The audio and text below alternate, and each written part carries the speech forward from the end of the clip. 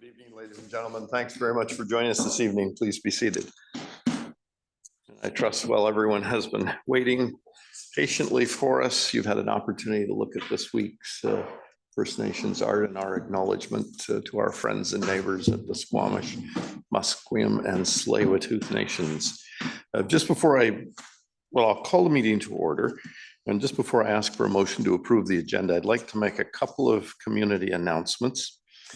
Council has decided in partnership with a company called Batch that there will be this summer on a trial basis a pop-up patio that will serve beer, wine, and non-alcoholic refreshments, along with a food cart and light seaside fare at the waterfront at the Ambleside Landing. This new pilot project was brought forward by the Ambleside-Dunderave Business Improvement Association in their hopes to bring a burst of energy to the Ambleside area and provide a great place to come together with neighbors, family, and friends to socialize and enjoy the beautiful seaside views. As I say, that is on a trial basis for this summer, and it will be operating, I understand, Thursday through Sunday. And also, just as you may know, Council has recently dedicated an enormous amount of land, creating the largest urban park in the world. And our district staff have begun the process of exploring options for how to best manage this significant area, known as the Upperlands and Eagle Ridge area. And the work will ensure that the long-term care and use of these lands reflects community values and supports both conservation, financial, and recreational goals. And we expect staff will report back to us with their recommendations on the next steps sometime this fall. So thanks to our staff for doing that and thinking ahead. And with that, could I ask for a motion to approve the agenda? Councillor Cassidy, please. It says recommended that the July 7th, 2025 regular council meeting agenda be approved as circulated. Thank you, Councillor Watt. Thank you. Question, all in favor? Contrary, carried. Thanks. Could I have I'd like to introduce, we have, I understand, representatives of BC Hydro here today for a presentation, and we would like to welcome them. Not sure who it is in the audience. Gentlemen, please come forward, and thank you for joining us this evening.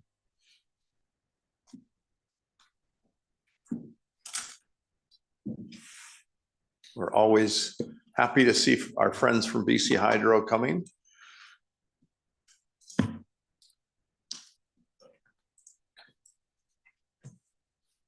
And if I could just ask you to introduce yourselves so we know who we're talking to.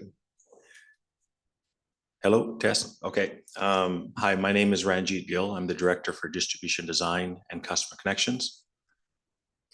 Altaf Hussain, I'm Director of Distribution Asset Planning with BC Hydro. Thank you. Thank you, gentlemen. And I'm having a bit of trouble with this Zoom.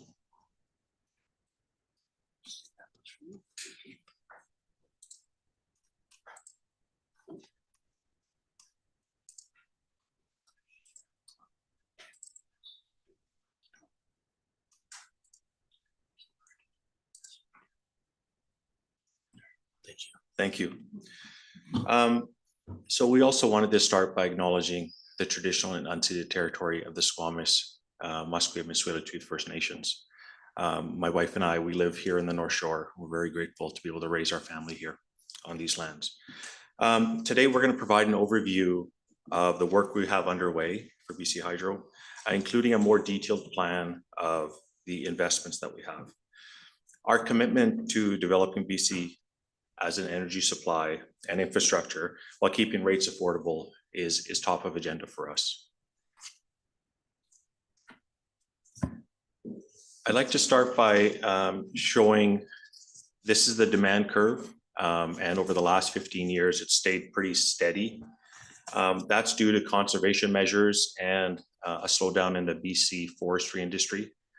And then as we look forward, where we've got the dotted and the triangles and that going, we see growth happening for us.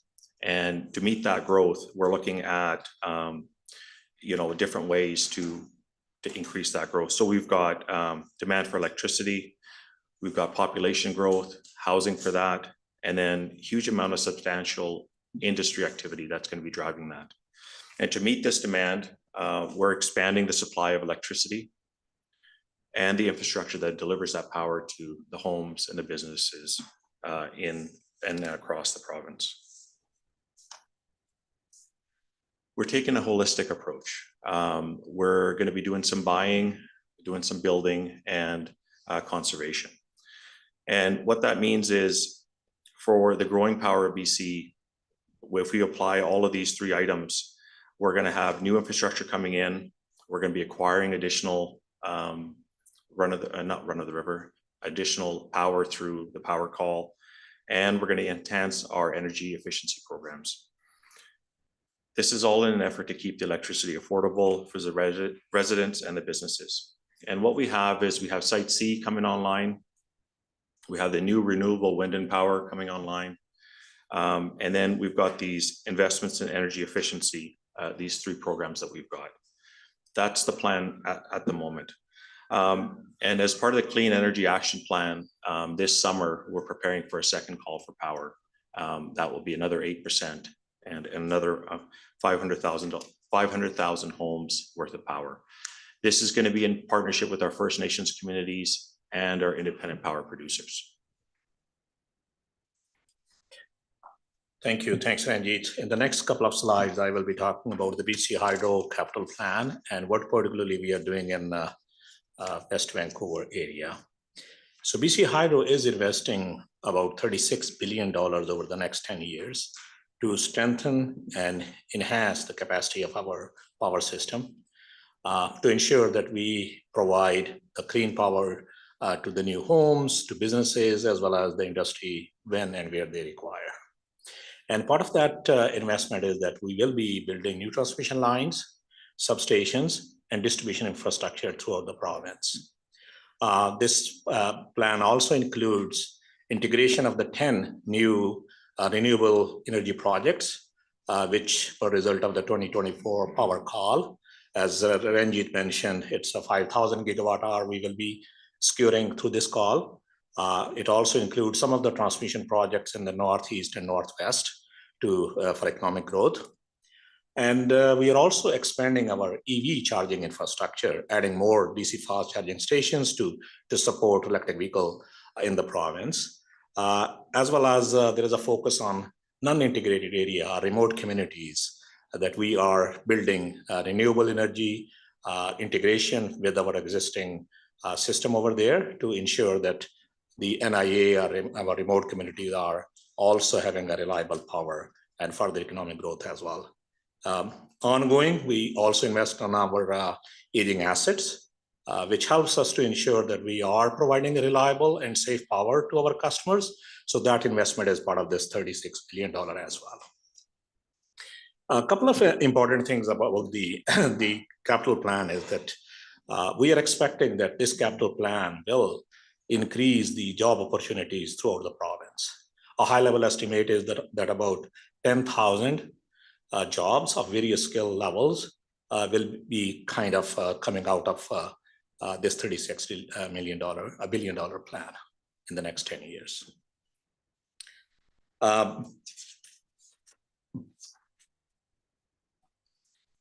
So this chart shows our BC Hydro historic investment on our power system. And what we are seeing for the next 3 years, 26, 27, and 28. The light blue bar over here is 2025 spend.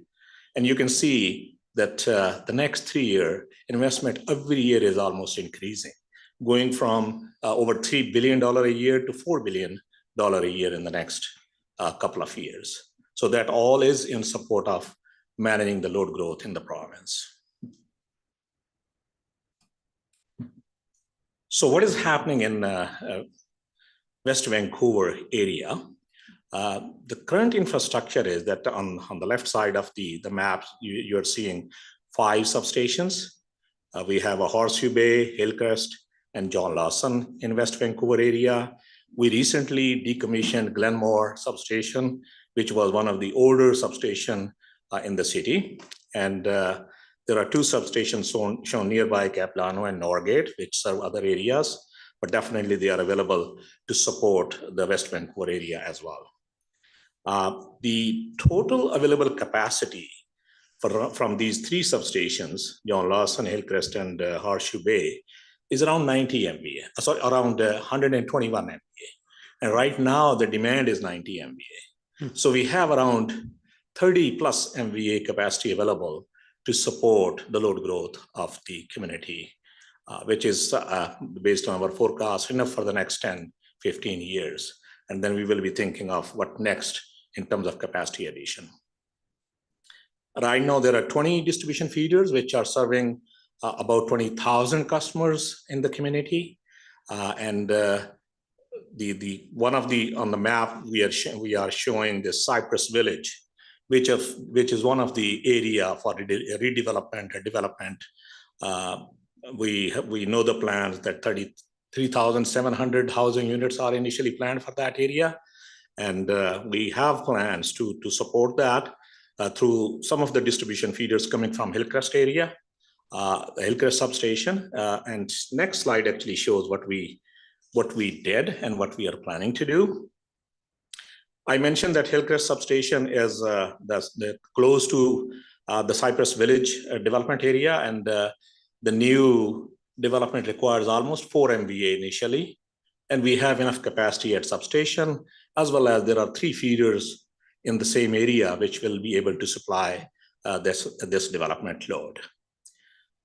We recently decommissioned our Glenmore substation. The total spend was around $35 to $40 million. It's not only the substation decommissioning, but it was whole distribution system upgrade in the area. I'm sure we got a great support from the city officials when we were doing that project. We built 3.5 kilometers underground infrastructure. We installed about 10 kilometers of underground cables. We rejuvenated almost all the distribution system, which was previously served at a very old 4 kV voltage level. Now it's at 12 kV. So the capacity is almost 3 times compared to what it was before. So that was a major upgrade in West Vancouver area. We're excited to hear that. We're really hoping that soon you'll give us the report on how we're going to underground the power in Horseshoe Bay. Yes. Just got to get that in so you know it's a real priority for our community. Thank you. So that was about the capital work which is happening. And you mentioned, Honorable Mayor, about the undergrounding. We are actually considering, when we are developing this Cypress Village area, that we'll try to put as much possible our system underground, because that will be supporting a major development in the area. Yeah. Do you consider, I mean, out in the western part of our community, Horseshoe Bay area, we've all noticed an incredible jump in the number of power outages annually. Is that something that comes across your desk, or? Yeah, we monitor the reliability of the our system as well. And you're absolutely right. It's quite challenging for the area where we have heavily treed areas particularly. And we are lucky that we have good trees and good scenery here. But at the same time, the challenge for the power system is not only the distribution line, but on the transmission line as well. Due to weather events or other things, sometimes our transmission line is out or distribution feeders are out. But we have plans for value management. We undertake those carefully, as well as we have some automation devices installed lately, distribution reclosers, which help us to eliminate some of the temporary kind of outages. If a branch touches the line rather than a permanent outage, it just flips and restores very quickly. Even customer will not notice. We are helping that, but it's again based on the weather. If it's a good weather year, the reliability will be good. But sometimes if it's challenging weather, the reliability is not only in the West Vancouver area, it's a similar kind of is throughout the province. But it is, we are clearly monitoring, and anything we can do to improve that. We have a reliability monitoring, reliability improvement plan. The recloser, as I mentioned, was part of that program as well, that how can we help the community to improve the reliability?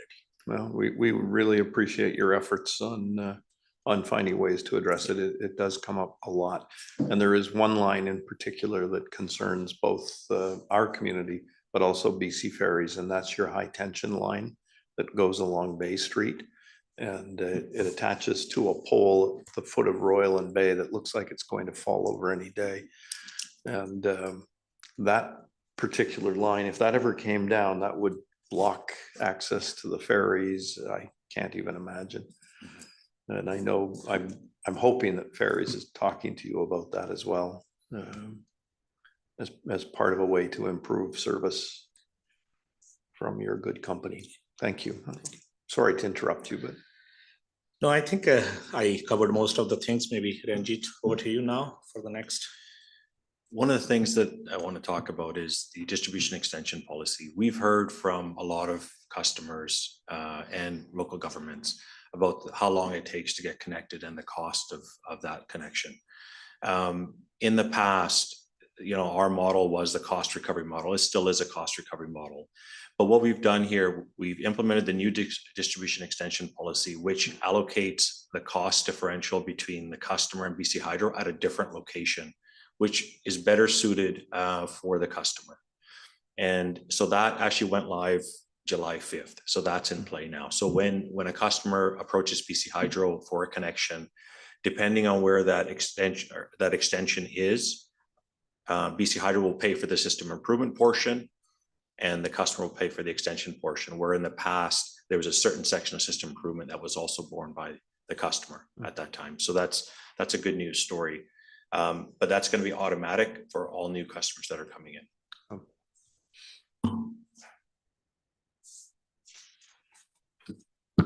The other thing that I wanted to highlight is on the rates. I mean, BC Hydro has some of the lowest rates in North America. And to keep that rate stability, the BCUC approved the 3.75 this year and 3.75 next year. So that's what's coming in April 2025 and April 26. That's a good news story. That's to make sure that we continue with this growth that we're on, make sure that we have enough to connect our customers in a timely manner, and to still keep our rates affordable, especially on the clean energy side. The other thing I wanted to highlight is there's also other programs and this is for the whole province. We've got BC Hydro's Customer Crisis Fund. We've got the government of BC just committed $1.9 million to that fund to support. That's enough to support 4,700 houses, people that need that support. Equal payment plans are also on the books, especially during the cost of winter for some communities. And then we've got the low-income conservation programs, and we've delivered about $6 million worth in annual electricity cost savings as a result of that program over the last 4 fiscal years. We've expanded our rate options, which I would urge you to take a look if you haven't for your own residents. Optional time of day pricing and optional flat rate pricing is in play. And there's calculators on the website that you can play and see what would work best for you. And the last is this continued collaboration. Obviously, we all need to work together, and we want to be a partner on that connection side to make sure that you have all the information you need for your community growth, and that we're providing that service in a timely manner to you folks. And so what that means is, we need to meet and share information where we got infrastructure plans, road widenings, development permitting levels, and areas of growth. I think there's opportunities, or we believe there's opportunities for us to combine some of those projects to get the city's needs and BC Hydro getting the infrastructure underground. That's what we had for a presentation. We're ready for your questions. Gentlemen, thank you very much, Mr. Gill, Mr. Hussain. Councillor Gambioli, please. I have 3 questions. First of all, just speaking about the undergrounding in Horseshoe Bay, for example, does BC Hydro have any kind of policy for undergrounding? I mean, I know that in some very civilized countries, they already do undergrounding everywhere. Is there any kind of policy? Is that just too expensive to do, or where is BC Hydro at with generally? So let me start by general policy point of view or criteria point of view. And for particular Horseshoe Bay, I know Ranjit's team is doing some work on that. He can update on that one. Underground, as you mentioned, is quite expensive. Roughly, it's 11 times the cost is compared to overhead system. And there is we have to keep the balance between the rates, affordability, as well as our investments. We love to do underground, but definitely it will have a huge impact on our customer rate base. So that's one thing. The criteria normally we follow is, number one, if there are multiple feeders going on a street, we tend to underground over there. We don't want both sides or everywhere the poles are there. If there is a one feeder, then preference is overhead because it's cheaper.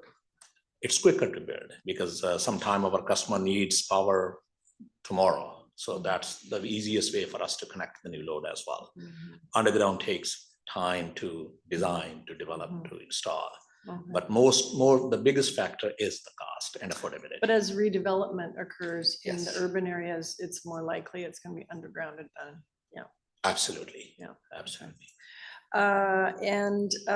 My other question is, I often get asked by people, or at least I hear people say, well, I can't get an electric car because there's not going to be enough electricity if I'm sucking it all the time with my electric car, or if I change to a heat pump. So, your charts about the capital expenditures explain a bit of it, but just, in a nutshell, what can I say to people? I think in nutshell, three words, we are ready. We have enough power, enough energy to support electrification and the load growth of the communities. So there's no excuses for no heat pumps and electric vehicles? Okay. It's in some areas, I would say that it's the local system might be we need to build and we need to expand.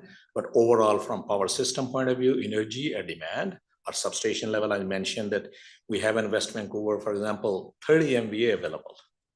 Okay. At this point. So there is no shortage, but if someone is asking in a remote area, then we need to build the system and it will take time, but Sure. we have enough power and energy. And we are continuously reviewing based on the forecast, how much power is needed, how much energy is needed, call for power, which my colleague Ranjit mentioned, that was exactly the result of that. How much new energy we will require, and we are planning ahead to secure that energy. Okay. The My other last thing question. I wanted to mention, Councillor, is the integrated resource plan. That was a chart that was steady for 15 years. And so those different lines are, low expectation or what we expect for the power to be. We have another filing going on in October 2025. And the reason I highlight that is that's also another opportunity while it goes through the BCUC approval to ask those types of questions and to get into exactly how much power is required on an EV, and then how much power is there, because we model those behaviors. Okay. My last question is related to our community. We have a lot of residential buildings that were built a long time ago. And so can you speak at all about the current sort of incentives for those buildings to switch over to, have electrification available for vehicles and to, get them off gas? Because that's a big part of our GHG emissions here. What's the latest? What can you offer, or can you speak about that detail? The only thing I have in my piece of paper here is about solar and battery rebates. Okay. But I don't think that's going to answer your question. So if you allow us, we'll get back to you on that one to make sure that we answer that one. Okay, but I'm assuming that that's kind of part of your policy too? Yeah, because we have, I think at the beginning here, it was almost $700 million worth of energy efficiency type programs that we've got. So we can share what those are and how that's going to help. Okay. Thank you. Thanks. Thank you. Councillor Watt, please. Thank you for the presentation. Actually, I sit on the Air Quality and Climate Committee with Metro, and we had an not impromptu, but an unscheduled presentation from Hydro on Friday morning. So I actually typed a couple of notes through there. So I just wanted to add a bit to the discussion. So on Councillor Gambioli's comments about EVs, one of the stats that they pulled out was even if we achieve our EV goals, our 2030 EV goals, we'd only have a 2% increase in demand by then. But in addition to that, and this was a random fact, I didn't know, 42% of houses in BC are heated with electric baseboards, which are obviously highly inefficient. So if every one of these homes got rid of the baseboards and went to heat pumps, we'd save 5%, which leaves more wiggle room. And if you don't mind, I'm just going to pull these out because I was fascinated. I think others might be too. And you referenced us having one of the cheapest power sources in North America, and they said third cheapest on the continent, which was brilliant. And the Site C dam that you mentioned, 8% increase, and also new projects being announced in December that will assist with, they'll add another 19%. Yeah. So that was exciting, and I'm almost finished in adding to your presentation. And I'm just going to read my notes because it was, they said, true, we've been in a drought and have imported more than in the past, but we've imported 16% more power than we've exported.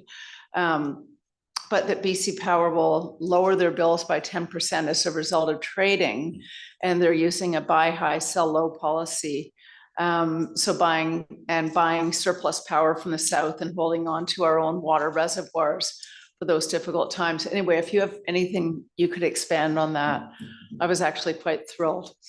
Excellent points. Actually, this is exactly a high level picture is that even on our energy procurement side, we are very vigilant and in terms of the latest power call, for example, you mentioned, that will bring us 5,000 gigawatt hour of new energy, and that's enough. I think it's 18% roughly, or 8%. There was a number. Yeah, Site C, they said 8%, but and the other project's 19, and I don't know if 19, that yeah. included. That's the two calls for power. Two calls. The first call will be 18, and the next one, or 8, and then the next one will make up that 18. Will be 19. And could you better explain the buy high, sell low policy? So they said, oh shoot, my screen just vanished, that we've been in a drought and we've imported more than in the past.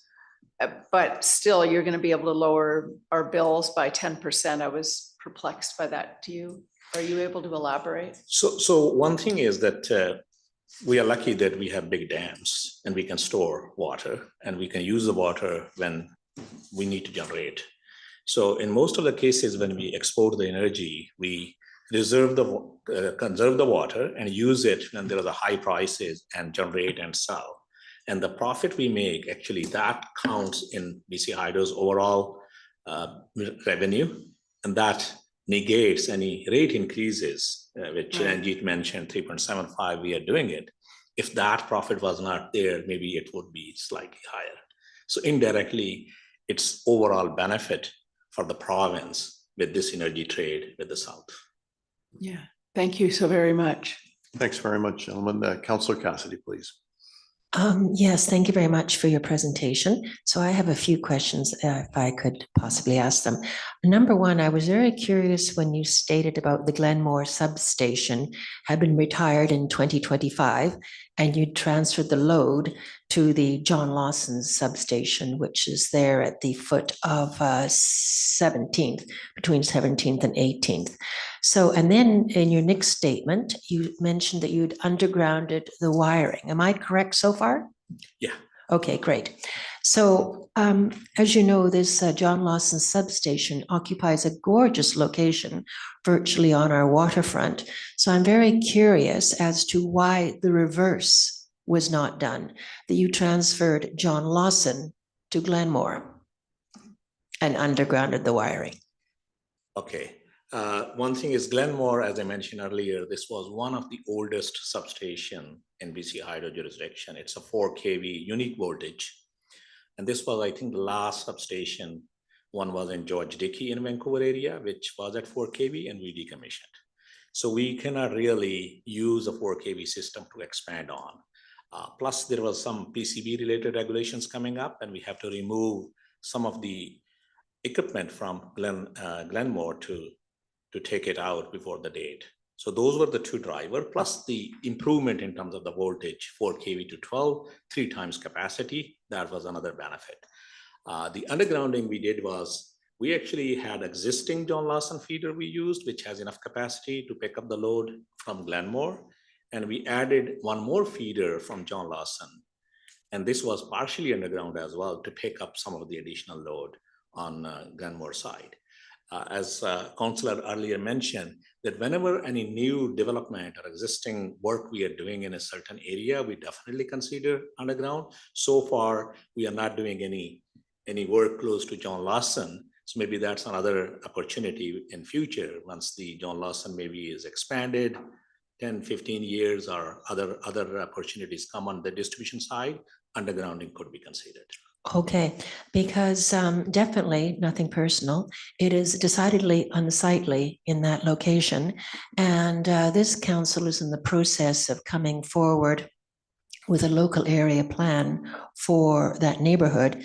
And in point of fact, a site immediately across the street from your building, your plant, is zoned for community use. And your facility is, well, what one politely call it, an eyesore. And so wouldn't it behoove you to do this community a service?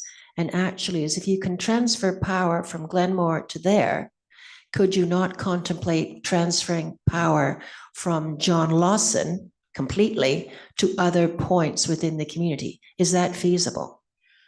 At this point, it's not feasible because the capacity is at John Lawson. The substation has a kind of power is coming from big transmission line to substation, and then we run the small feeders to serve the neighborhoods. At this time, the capacity is at John Lawson, so that's why we had to take out the feeder from John Lawson. Okay, so, all right, I comprehend that. So at the present, it sits there as a bare naked facility. Could you not build some attractive edifice around it so you can have all your various nuts and bolts inside doing their job efficiently and effectively, and yet the entire population doesn't have to see it? We can definitely look into it, and I'll check with my team. Well, I find that when government says they're going to look into something, you're lucky to be alive when it finally happens. So I am being deadly serious on this one, because we are going to, and many other buildings are going to come forward and endeavor to beautify our neighborhoods and our waterfront. And so just to think about it kind of isn't good enough. Okay. So, and I have more points. I can continue to belabor a point. I have my right. Anyway, all that being said, next point. I have heard through the grapevine, which of course I'm frequently the last grape on the vine, that by the time Site C comes to fruition, it will basically be at capacity. Is that so? I think the Site C is almost there. Like, we have the 5th unit in service now. The way it's saying it's at capacity is that we will be able to utilize the power, majority of the power being generated from Site C to serve our load growth. So it's not at capacity. There's perfectly good room to accommodate more asks for electricity. I would say Site C is around 900 to 1,000 megawatt generation capability. So we will be able to use that to serve the load growth. And after that, that's why we are going with this IPP call, or call for power, to secure additional energy in the coming years to support the future load growth. So we constantly review the need for capacity. The Site C capacity need was reviewed many years back, and it was built. And now the good thing is we built it, it's being utilized now, and it's capable of serving the load growth.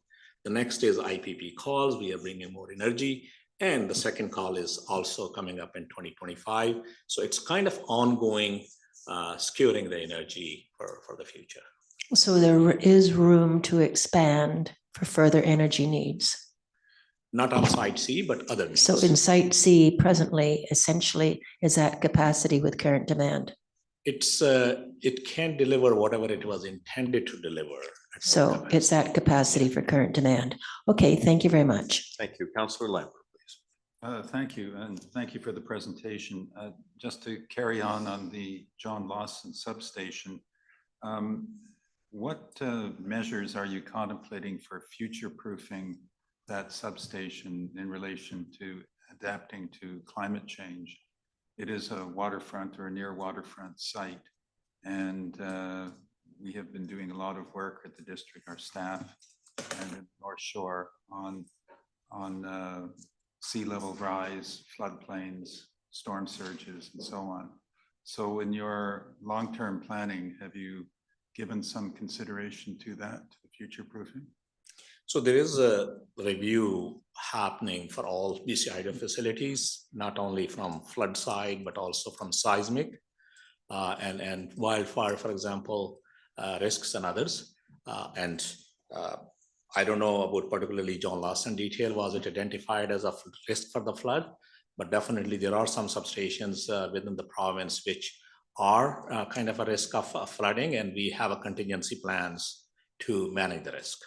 So I can particularly check on John Lawson that whether this was part of the particularly a flood risk or not. Well, it would be good to know, again, as the fellow councillors have been alluding to, we're working on our Ambleside local area plan and our waterfront plan. And it would be good to know what the long-term future is of that. And I support the comments that Councillor Cassidy was making about the aesthetics of the substation, and sort of would urge you to come up with some creative ways to perhaps screen the facility. I'm sure you've done that with others. Again, it's an urban facility. It sits right on the waterfront, and it's seen by many people every single day. And although there can be a beauty in a transformer, there are others who don't see that. In any event, it would be good if you could do that. And last question, just you brought it up actually about the solar and battery rebates. And you had some information that you might be able to share with us about that. Yeah, what I'm going to do, Councillor, is I'm going to summarize this in a better format and get the whole rebate program to the city. That would be great and appreciated, and then we can help spread that out through the community as well. And now I'm going to go to Councillor Gambiola and also hope that she might make a motion. We had allocated 10 minutes for your presentation, but clearly you've sparked a lot of interest, and we're very grateful for your time and your willingness to come and address questions. Councillor Gambiola. Yes, exactly. Thank you. Okay. Just the last comment I will make is that I know that you spent a lot of time and money just recently putting a new facing on all of the hydro station at John Lawson Park. In fact, and I know for a fact, because I know someone who works at hydro on that, it took a long time. And I'm sure it cost a lot of money. So I have a feeling that substation's not going anywhere or not getting any facelift for a long time. But anyway, that's just my own comment. Anyway, I think it looks fine. For a substation, I think it looks quite nice. So with that, I will recommend that the delegation from BC Hydro regarding Power Pathway, building BC's energy future be received for information with thanks. Thank you, Councillor I will Snyder. Thank you. And Councillor Cassidy, a last question. One last question. So there's always a debate amongst those who are in favor of electric vehicles that in point of fact, the lithium batteries are exactly the opposite for the environment. So could you please comment on that? What happens to these lithium batteries? I think this question better answered by the car manufacturers because they are the one. The kind of the electric vehicles are more coming from transportation side. So we can research and provide the information, but this is not what BC Hydro is taking care of. All right, thank you. Thanks very much, gentlemen. Again, we very much appreciate your time and coming this evening. I'll call a question. All in favor? Contrary carried again. Have a nice evening and please stay in touch. Thank you. We'll go to item number 4. We have a road safety report. Mr. O'Sullivan, who is our Senior Manager of Roads and Transportation, I think is going to lead us into a presentation. Thanks for joining us this evening.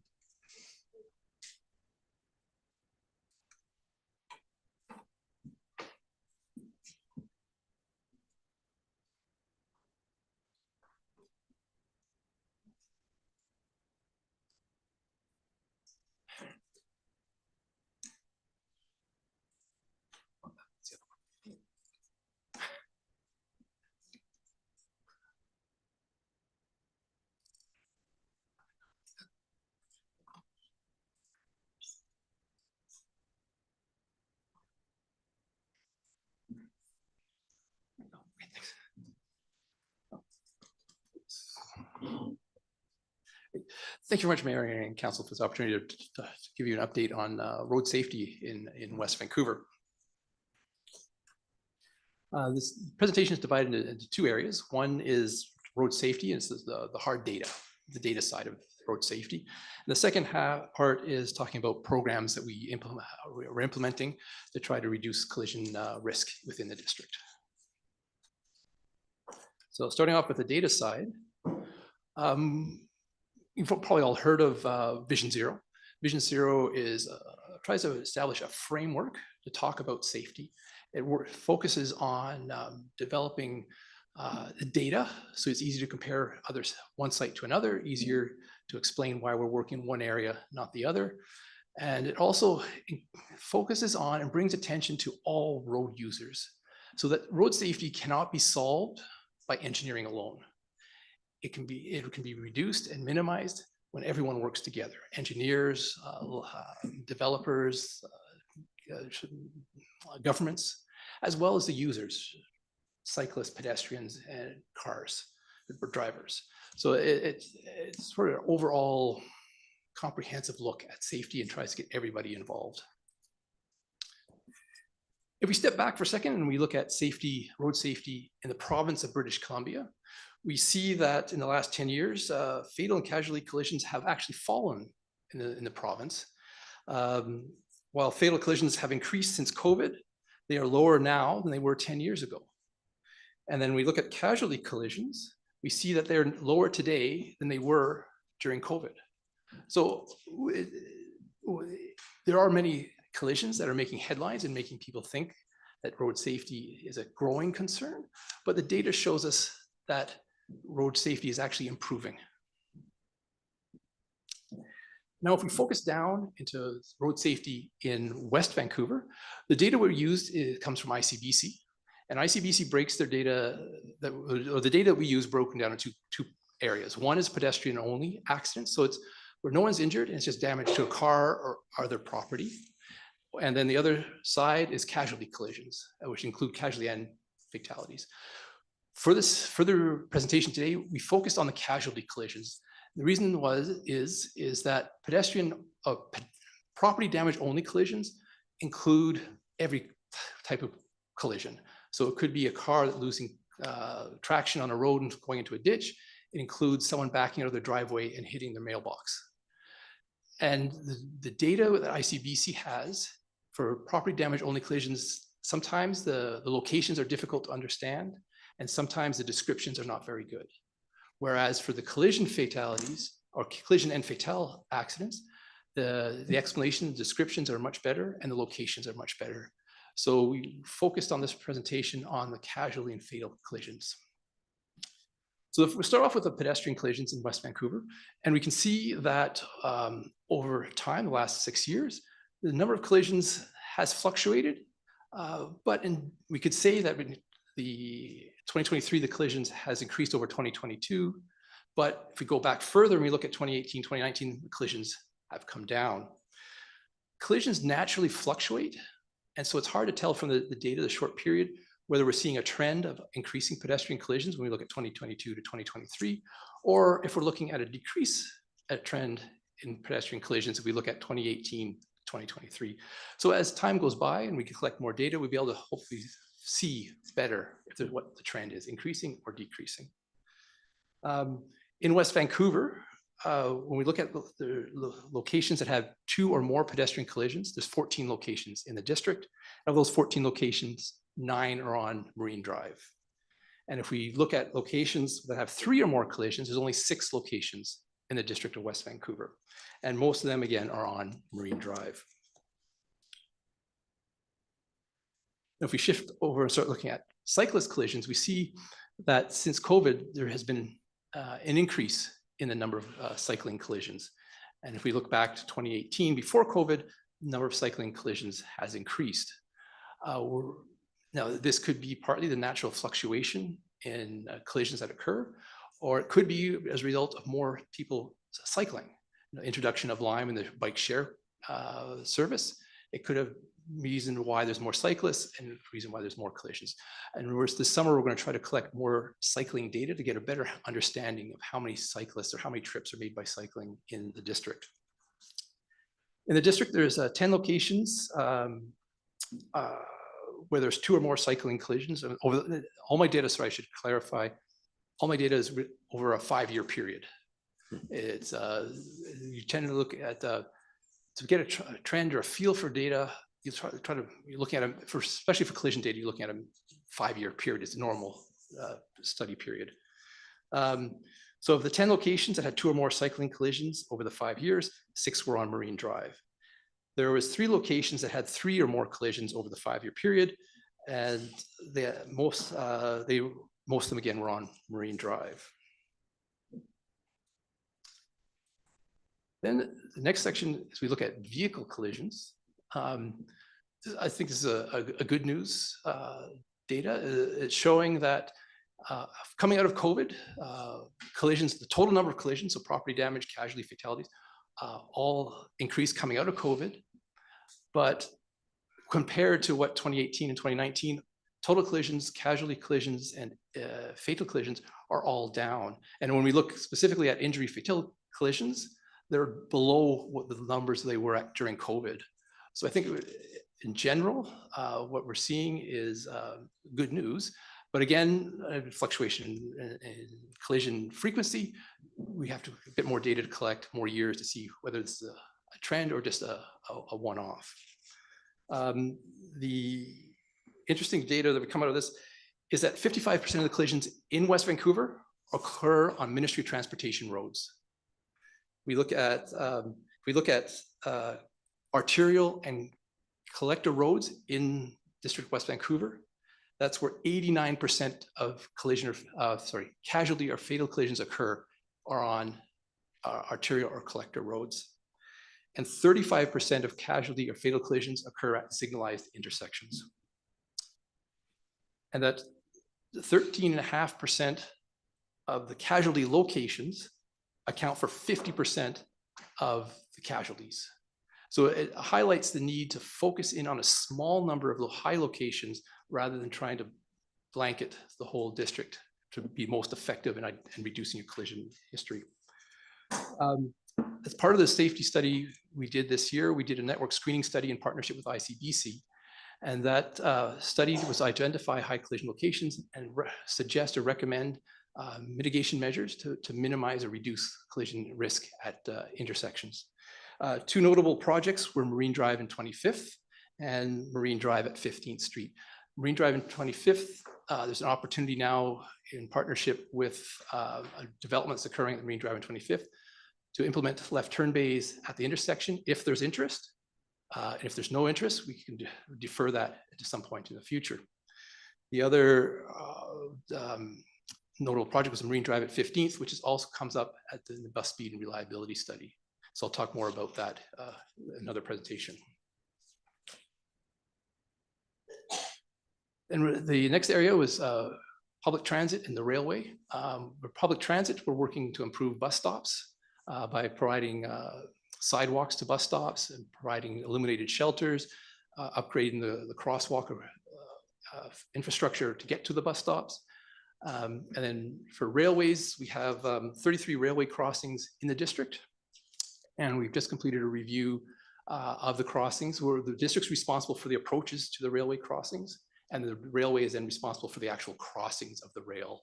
So we've got a couple of projects we'll be carrying forward this summer and fall to improve stairs at some of these crossings. So the next step is the road safety programming and initiatives that have implemented to try and work towards reducing the collisions in the district. The big one, as you are aware of, is the school safety assessment program. We met with the schools last fall, and we've identified 15 quick fixes, which would be improving signs and trimming, minor work that could be done relatively quickly, and we have budgeted for. And then we have long-term improvements. There's about 35 on the list, which include traffic calming, constructing of sidewalks, installing rapid flashing beacons. And so we're prioritizing and working within our budget to implement some of the long-term requests from the school safety audit. Traffic calming program, we'll be selecting our traffic calming projects for this year shortly. The sidewalk program, we plan to construct sidewalk along Marine Drive near Cypress Park Elementary School this summer. We have a speed reader program where we've purchased additional speed reader boards, and we'll be implementing and developing a program to install the new speed reader boards and to rotate them so we can spread them around the district. We did the intersection screening program, which I mentioned earlier. We're implementing a traffic signal and hardware safety program upgrade. So this fall, we hope to upgrade the signal at Marine and 16th and Marine and 17th. We have the rapid flashing beacon. We're selecting sites now. We'll hope to have them implemented before school starts in September. And then we're always working with other departments to try to improve safety where opportunities arise. As a side note, the province has a red light or intersection safety camera program. We have one red light camera in the district, and in 2024 it issued 381 tickets. And the province is right now in the process of reviewing that program and looking potentially at expanding the program. So that's a safety update. If you have any questions, I'd be happy to take them. Mr. O'Sullivan, great presentation as always. Thank you very much. Could I ask Councillor Watt for a motion, please? Recommend that the June 23rd, 2025 report from the Senior Manager of Roads and Transportation titled 2025 Road Safety Update be received for information. With our thanks. Councillor Cassidy, thank you. Questions, Councillor Lambert. Sager, and thank you for the presentation, Mr. Sullivan. On the pedestrian safety, reading the report, you have identified correctly so that it's a top priority at the district. And you talked about the locations where there were pedestrian collisions. And at the top of the list is Marine Drive and 11th Street with 4 collisions. And I'm personally familiar with the area, but I don't see anything in any of the past or current plans addressing the safety issues at that location. Can you provide any information on that? When we did the intersection screening study, we were trying to identify, we had a methodology that was looking at casualty collisions, pedestrian collisions, and bike collisions for a 5-year period. And when we put the ranking together, unfortunately, it's the way the collisions and the years that the collisions occurred at 11th, it fell below the 10 locations that we came out of. Find a weakness in the report, and that we're working on trying to correct and address. So we will be looking at Marine Drive and 11th as part of the overall road safety program for improvements over the capital program. Just so I could add a little personal note to that, as I said, I'm quite familiar with that intersection, walking across from north of Marine Drive through Ambleside Park to the beach almost on a daily basis. And there are some problems with that. On the eastbound Marine Drive traffic, it often goes right through the signal light. And I have seen the police go through the signal light. I have seen buses go through the signal light and numerous cars. And, you know, it's only a matter of time before a pedestrian isn't looking the right way and a driver's distracted. So that's a personal anecdotal observation just for your information. So thank you. Thank you very much. Thanks very much. Councillor Gambioli. Yeah, speaking of anecdotes, I was just happy yesterday to experience driving on Marine Drive on Sunday morning out west, and wow, there's a lot of cyclists. But interestingly, so I had to drive my daughter to the beach because, you know, when you're 16, you got to go to the beach on sunny Sundays with your girlfriends. And so I had to go all the way there and back. And then she forgot her wallet. So I had to go all the way there and back again. So anyway, just to say, I had a lot of time driving on Marine Drive. And, you know, the worry used to be that people were going to get run over and die on their bikes. But what I found was really interesting is that people seem to be, first of all, really respecting the new legislation, which is 1.5 meters away from any cyclists. You know, people were going way over the yellow line and right around, and people were not in cars. I mean, people were not, you know, honking or getting really, maybe it was just because it was Sunday morning and I don't know. Anyway, I thought, wow, this is really, really pleasant. This is amazing. And maybe we don't have to create a bunch of safety measures, because I don't know, but you haven't mentioned that there are any, you know, collisions. I would have thought there would have been more just because there are so many cyclists. I could not believe it, but I don't know, people seem to be okay. You have any comment in that regard? No, no complaints, no issues? I was just amazed. While there was an increase in the number of collisions in 2023, we haven't, it's still only 17 collisions, which is for a cyclist, it doesn't matter what it's 1 or 17, it's still a concern. But it's good news that you're saying that if people are starting to change behavior and starting to show greater respect for the cyclist, and hopefully we'll see that reflected in future collision information or data. Okay. Well, anyway, I thought it was great. And so then my question, I guess, or my sort of support for what you're saying, I realize you're looking directly at places, very specific locations that have had accidents and et cetera. And they all happen to be on Marine Drive and kind of in Ambleside. But further to that, I think it's great because there's sort of a dovetail between the fact that we're creating this local area plan, which is eventually going to bring more people, more pedestrians, more cyclists potentially to this area. So the more we can do to improve, especially all these intersections, the better. Thank you, Councillor Gambier, and I share your observation as someone who lives out in the west. I think it's fantastic how many people are cycling, and obviously people realize we have an incredibly beautiful place to ride bikes, and I do find people's patience and respect has improved. Same observation. Councillor Watt. As somebody who cycles along Marine Drive out in the west, I find cars are so gracious. Sometimes they're too gracious. They really give you a lot of space. They'll stay well behind you. I never fear, but that's not why I lit up my mic.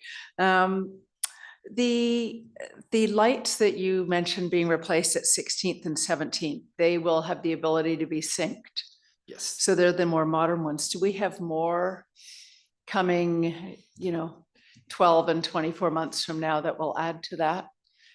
As to Councillor Watt through the mayor, yes, we've developed a 5-year plan to upgrade our oldest signal equipment. Some of the signal equipment is 6+ generations old. In fact, I think the one at 16th is just one step up from electromechanical controller.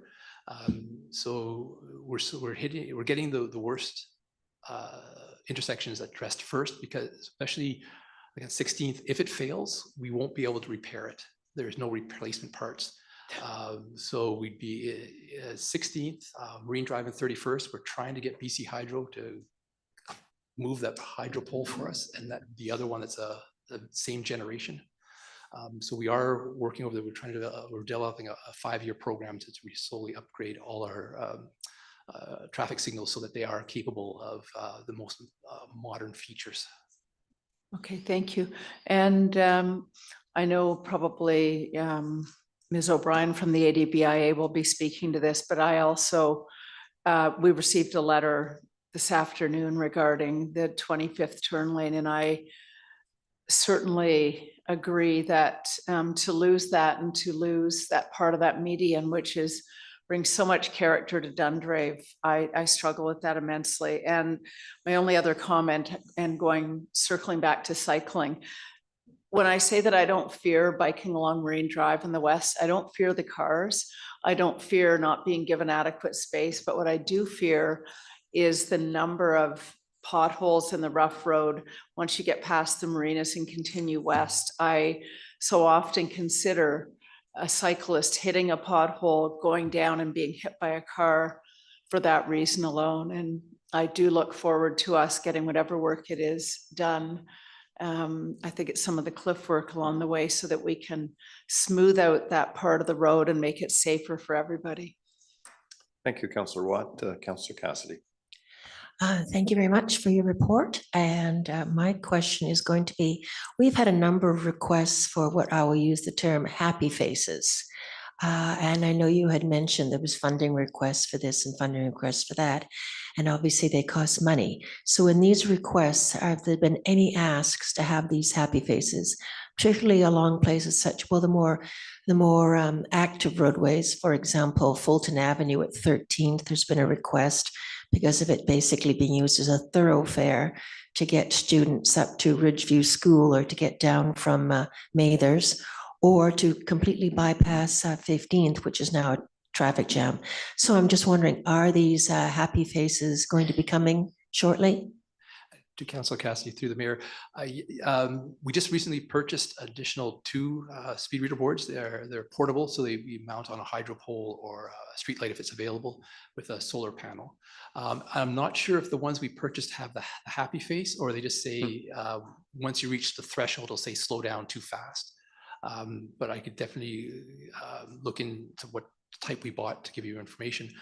And we hope to have shortly be able to we have a long list of actually requests for these speed reader boards.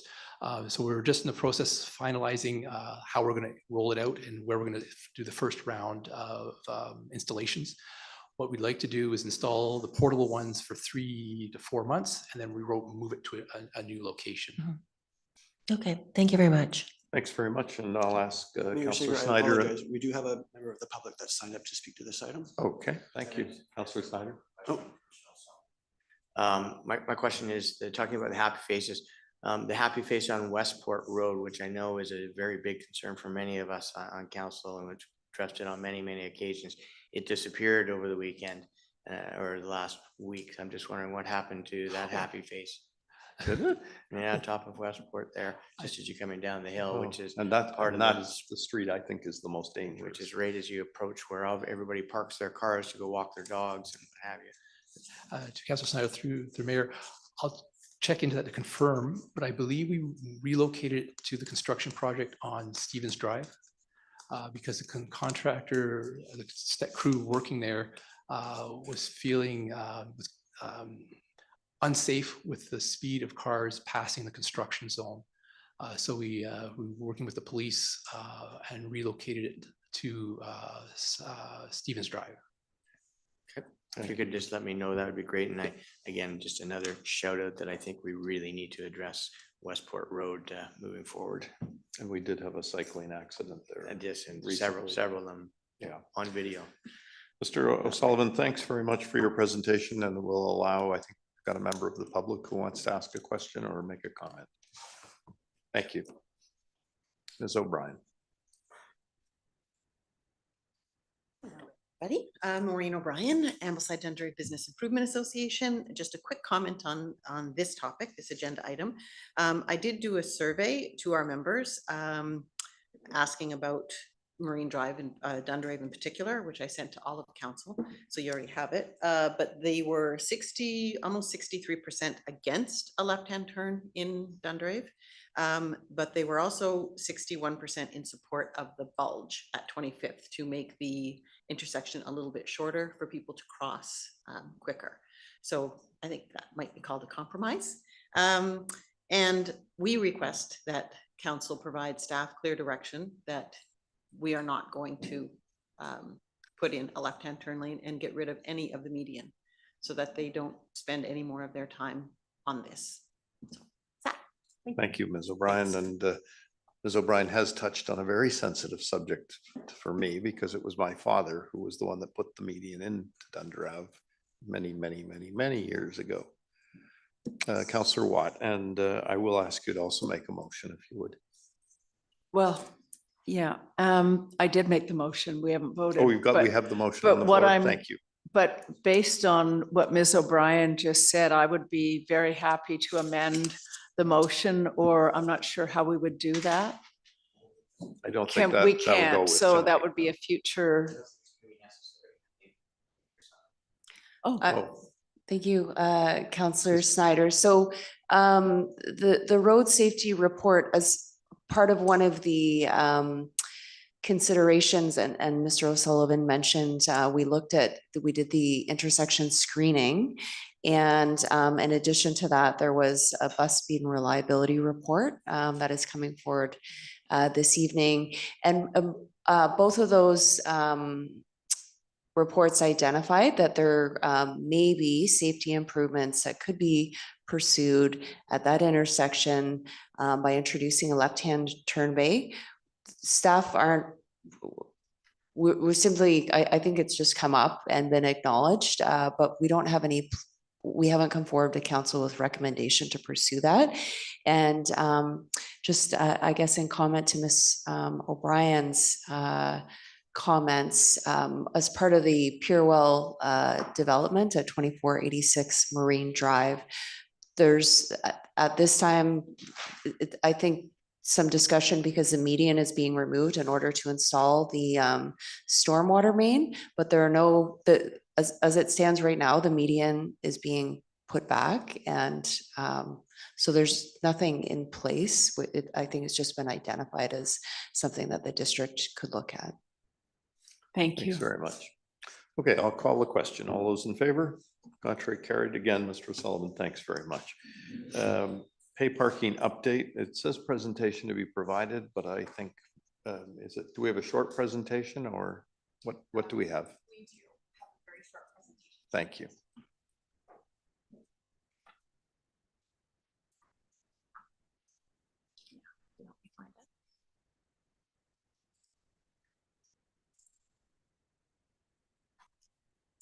Thank you.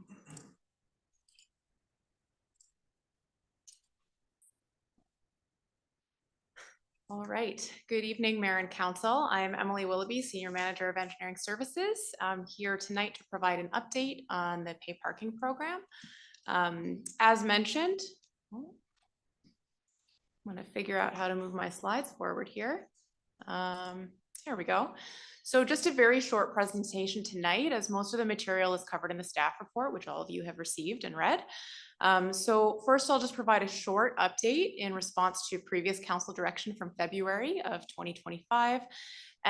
But the majority of the presentation focuses on receiving council direction on the recommendations provided in the report. There are 5 recommendations in the report, and the bulk of my slides go through those recommendations with an opportunity to discuss and vote on those, just to give us some procedural structure to those votes. So with that, I'll just jump in here.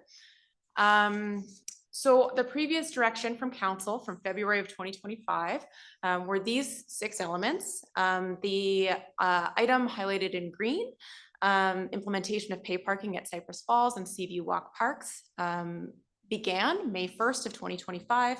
That implementation has been completed and staff are monitoring. In the first month since pay parking was launched in those parks, the 2 parks generated nearly $5,000 in gross revenue.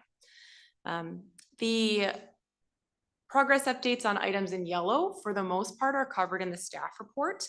The one I will mention here, because 2 of them pertain to working with the ADBIA to advance pay parking in parks adjacent to business areas. Staff have begun working with the ADBIA on that project. The report includes a copy of findings from the ADBIA's community parking survey that took place in May of 2025. And today's report seeks to affirm council's direction to continue this work. And then the other update on these items refer to hiring a staff lead for the pay parking initiative, which is still in progress. And finally, items 4 and 5 of the previous council direction are on staff's work plan and expected to be brought forward to council at a later date, not today.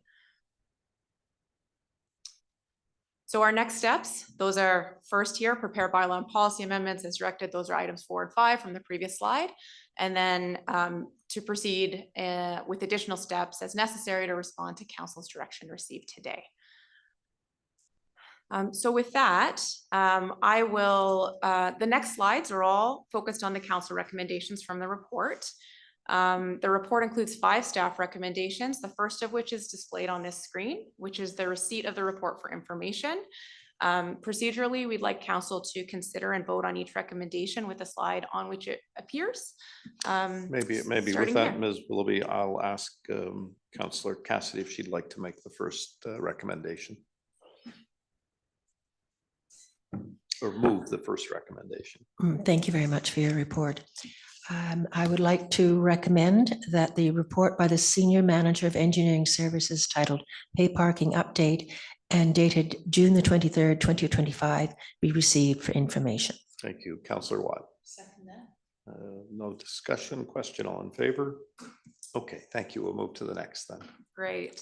So we'll move to the second recommendation, which is on the screen for council consideration, is regarding the piloting of physical pay stations on a short-term basis and reporting back to council on results of that pilot.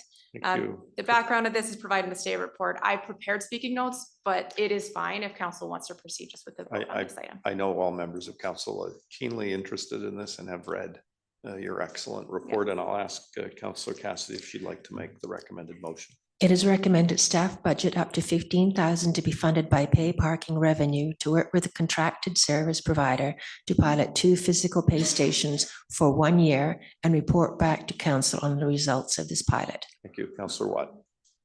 Before I second it, could I? You could speak to it if you just Yeah, second I it. would like to speak to it. I'm curious because, you know, we are aware that senior citizens often don't have a cell phone. Foreigners that may be traveling or other people for various reasons may not have the ability. So I look at this and I question why we're spending $15,000 to do a pilot and why we're not just putting those funds into actually physically putting those 2 stations in that we all know, I believe, are necessary because there are spotty cell signals at both Whitecliff and Lighthouse. So But I think this is doing that, isn't it? It was a pilot.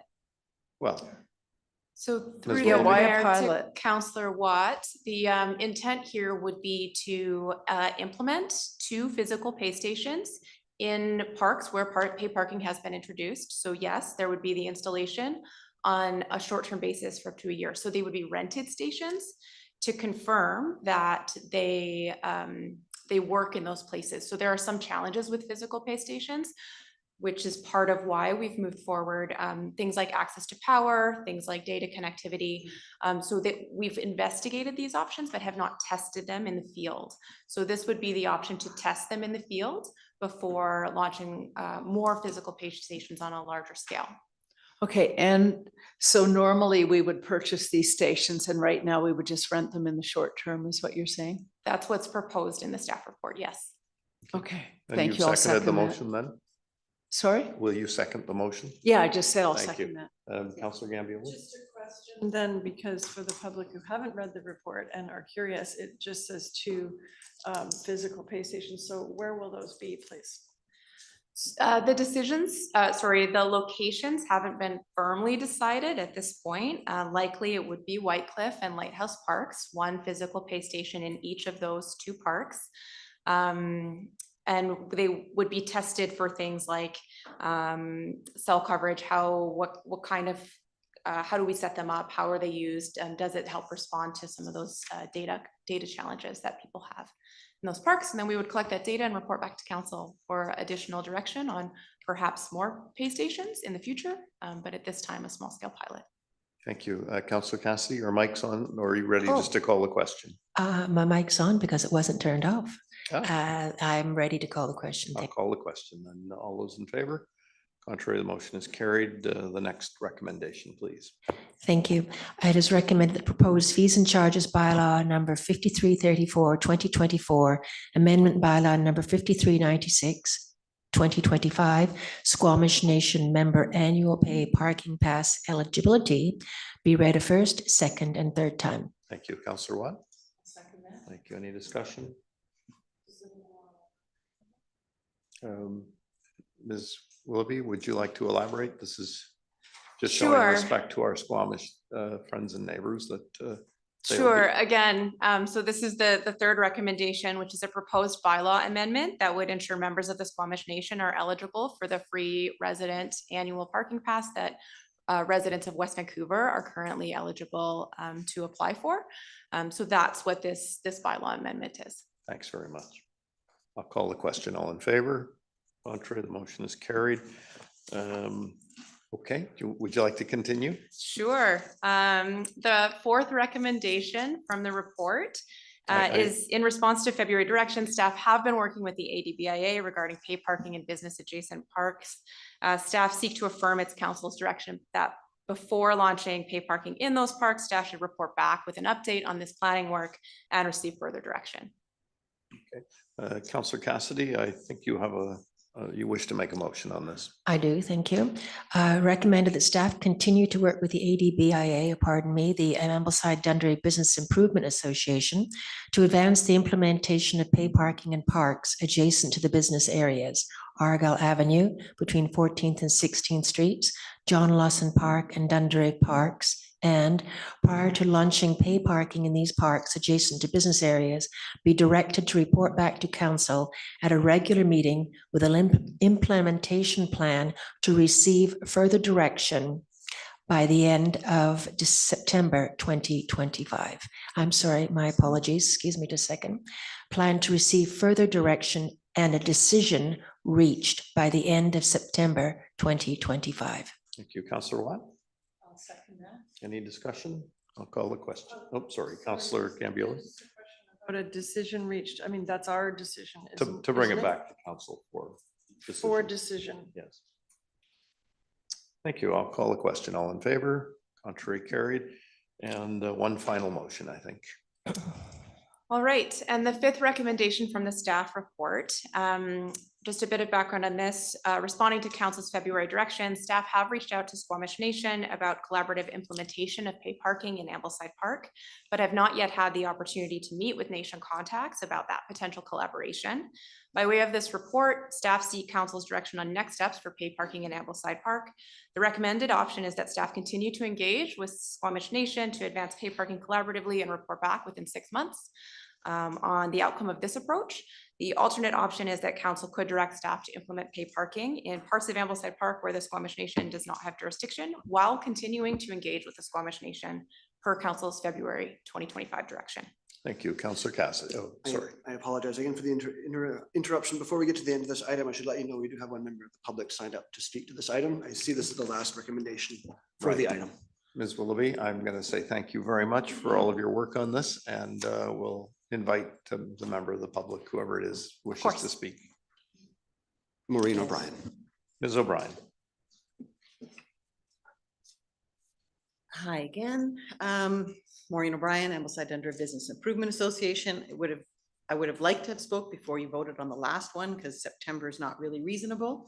So one of the asks of the ADBIA is to put together a task force with district staff to work on things. You have done 2 studies, one in 2017 and one in 2018. Lots has changed since then.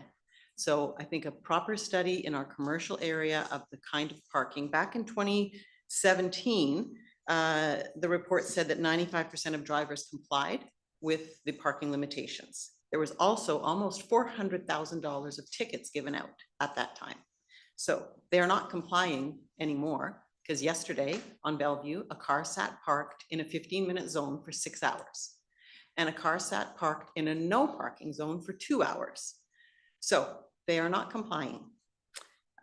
So I would like to work with staff because I can't do it by myself. I need the support of the district to do this so that we can come up with a solution, because we all want the same thing. We all want to have turnover. We all want to see the district have revenue, we all want to see our businesses be successful. And I'm hoping that some of the money that is generated from the parking near our commercial areas, which will have an impact on our businesses, can go to the beautification, some sidewalk repairs, some garbage pickup. So yeah, there's other ways, you know, I'd like to look at Clyde, making Clyde and Bellevue one-ways. There could be a way to increase parking in those areas if we make them both one-ways. I don't know, because I'm not an engineer. I just pretend to be one. Then we could partner with a third-party provider to manage some of our underutilized parking stalls. I spent the day with someone last week and we found over 500 spots that are not being used in private garages. But again, that is not something the BIA is in a position to manage. It's not something a BIA does, but if we can find someone that can do it, it's a great way to utilize those underused spaces. And perhaps we look at adjusting the time limits to improve enforcement, like 3 hours on Argyle is a long time for people to be able to park. So I'd like to sit down with staff and figure out, maybe we need a complete overhaul of the time limits so it's easier to enforce. Well, I think that the motion, well, we want to report back by the end of September. I'm trusting that staff will meet with you and will work, and that can be. Yeah, it's just summer, reported. and we all know that a Well, lot of that's people why are it was away. the end of Right, September. Right. So we shall see where it is at that point. Thank you. To have it implemented at that time is not going to be realistic, in my opinion. So anyways, Thank you, Ms. thank you for O'Brien. the time. Thank you. I'll be back. Thank you. Councillor Cassidy. All right, and now we're going to the final recommendation. Staff are directed to expediently implement as necessary pay parking in all areas of Ambleside Park, excluding where the Squamish Nation is the rights holder. Number 2, staff provide council with a progress update on Ambleside Park pay parking program within 6 months of implementation. Thank you, Councillor Watt. Thank you. Any discussion? I'll call a question. All in favor? Contrary? Carried. Again, Ms. Willoughby, thanks very much for your work on this. We'll now go to item 6, the bus speed and reliability report, and I believe we have a presentation. Mr. O'Sullivan, you're back with us.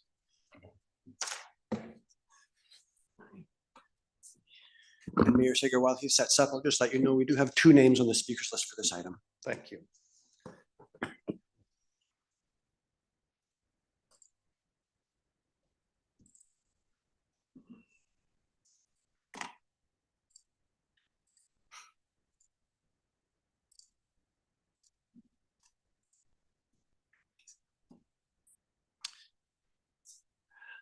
Thank you very much, Mayor and Council. I'll just give a brief report on summary of the report which we did in partnership with TransLink regarding bus speed and reliability on Marine Drive between 13th Street and 25th Street.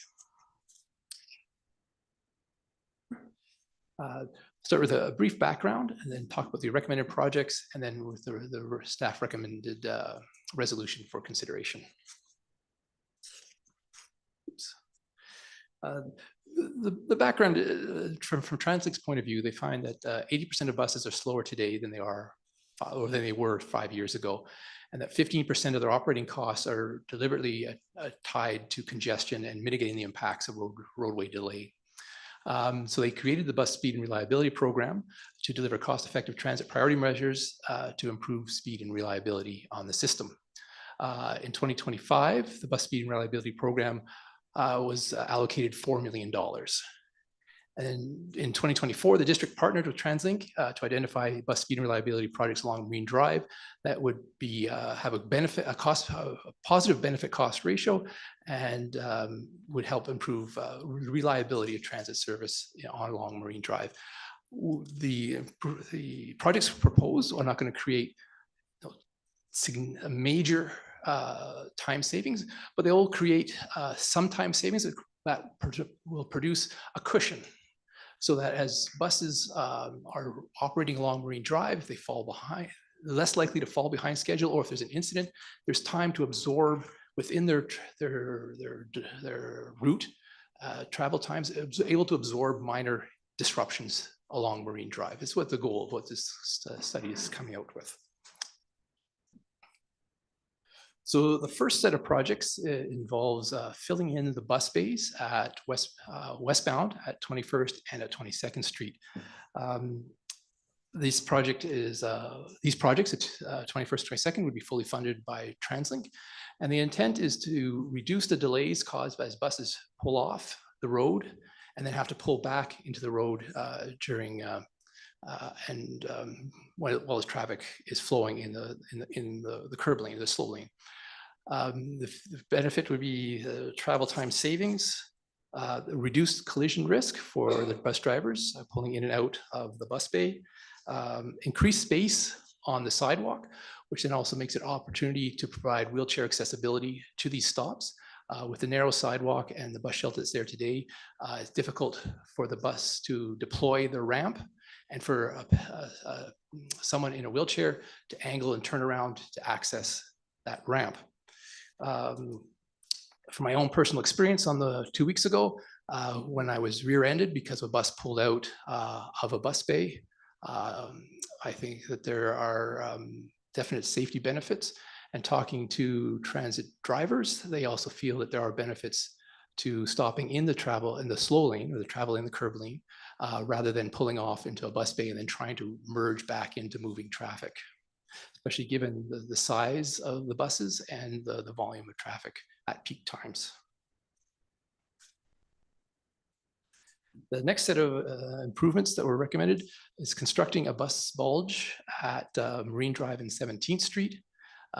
We could, with the bus bulge, gives us the opportunity to install a shelter, and we may be able to construct or permit 3 new parking spaces to the east of the bulge. The bulge also then helps pedestrians crossing at the intersection. And again, this project is fully funded fully paid for by TransLink. The next set of projects involves removing bus stops at 15th Street, 18th Street, and 20th Street. Part of the benefit of removing these stops is that improving the speed of buses, but it also removes choke points on the sidewalks in some of these locations where it's where pedestrians are having to weave around the bus shelter or weave around passengers waiting for transit. The downside of removing the bus stops is that some people who use those stops will have to walk further. As just one simplistic example is if we remove the bus stops at 20th Street, people going to the library, to and from the library, may have to walk 20 to 40 meters longer. Some bus stops in some locations, people have to walk further. It's just one quick example that we gathered. And again, the removal of the bus stops and the communication plan that would go with it was fully funded by TransLink. The last recommended project was just doing a study to examine what are the true costs and benefits of installing left turn bays on Marine Drive at 15th Street. 15th Street is the second highest collision location in the district. It's the second highest casualty location for collisions in the district. And it's the 6th highest location for pedestrian collisions in the district. So the intent of the study would be have a better understanding what the impact of what would happen if we installed left turn bays in terms of collisions, in terms of driver speed and consistency through the corridor, as well as what the impact would be on parking or other adjacent infrastructure. And then, so based on the recommendations of the bus speed and reliability report, oh, sorry, I guess in the previous presentation, I mentioned that we had talked about also bus speed and reliability report did look at Marine Drive and 25th Street, but it concluded that there was no positive benefit cost ratio to installing left turn bays on Marine Drive at 25th Street. So it didn't recommend installing left turn bays at Marine Drive and 25th in the bus speed reliability study. So the recommendation that staff is putting forward is that the staff report dated June 23rd regarding bus speed and reliability be received for information, and that with project funding from TransLink, staff proceed with the following projects recommended in the bus speed and reliability study. fill in the westbound bus bays at 21st and 22nd, construct a bus bulge at 17th Street, remove select eastbound and westbound bus stops, and complete a detailed study of left turn bays on Marine Drive at 15th Street and report back to council with the study findings. Thank you. Available for any questions you may have. Thanks very much, Mr. O'Sullivan. Perhaps, okay, we have questions first. Councillor Gambioli, please. A couple questions. Yeah, so I guess this is not a question for staff. I'm hoping we can maybe divide this, some of these when we make the motion. But I'm fully supportive of the recommendation number 1, fill in the westbound bus bays and construct a bus bulge. I think those are really great recommendations. I have a little more trouble with the removing of the bus stops when I consider our new Ambleside local area plan and the future of sort of densification in Ambleside. Have we considered that, you know, in terms of with the planning department, the number of seniors who live in Ambleside and have, you know, maybe some mobility issues? I just wonder whether the LAP has been part of the thought process on this. Through Councillor Gambioli, through the mayor. What we looked at was, I guess, not specifically at the Ambleside local area plan development. When we did this bus speed and reliability study, we looked at TransLink's guidelines. And their guidelines are spacing of approximately 300 meters between bus stops. And in Ambleside and all of the whole corridor, there's a couple that are spacing between 100 and 200 meters. So we were trying to get closer to the TransLink's recommended spacing of 300 meters. Okay, so anyway, just throw that out there as a thought. And the last one, detailed study of left turn bays. Oh yeah, we got some correspondence from the ADBIA, but perhaps they're going to speak later. I think they are. Yeah, so okay, well, I'll let them speak for themselves. Thanks very much, Councillor Gambioli. Councillor Snyder. Yes, so I just thank you for the report. I do have a couple of concerns, I guess. One of them was the initial slide that you showed. It was the percentage. I think it was close to $80 million was lost by TransLink. Now that is obviously that's good for GVRD. That is all of TransLink area, not particularly West Vancouver. I'm really quite concerned in some of the time periods as far as the amount of time that's being saved by taking these steps. I mean, I think it was 3 seconds per stop that was being saved at 21st and 22nd by not having to pull out and then pack into traffic that you would save 3 seconds.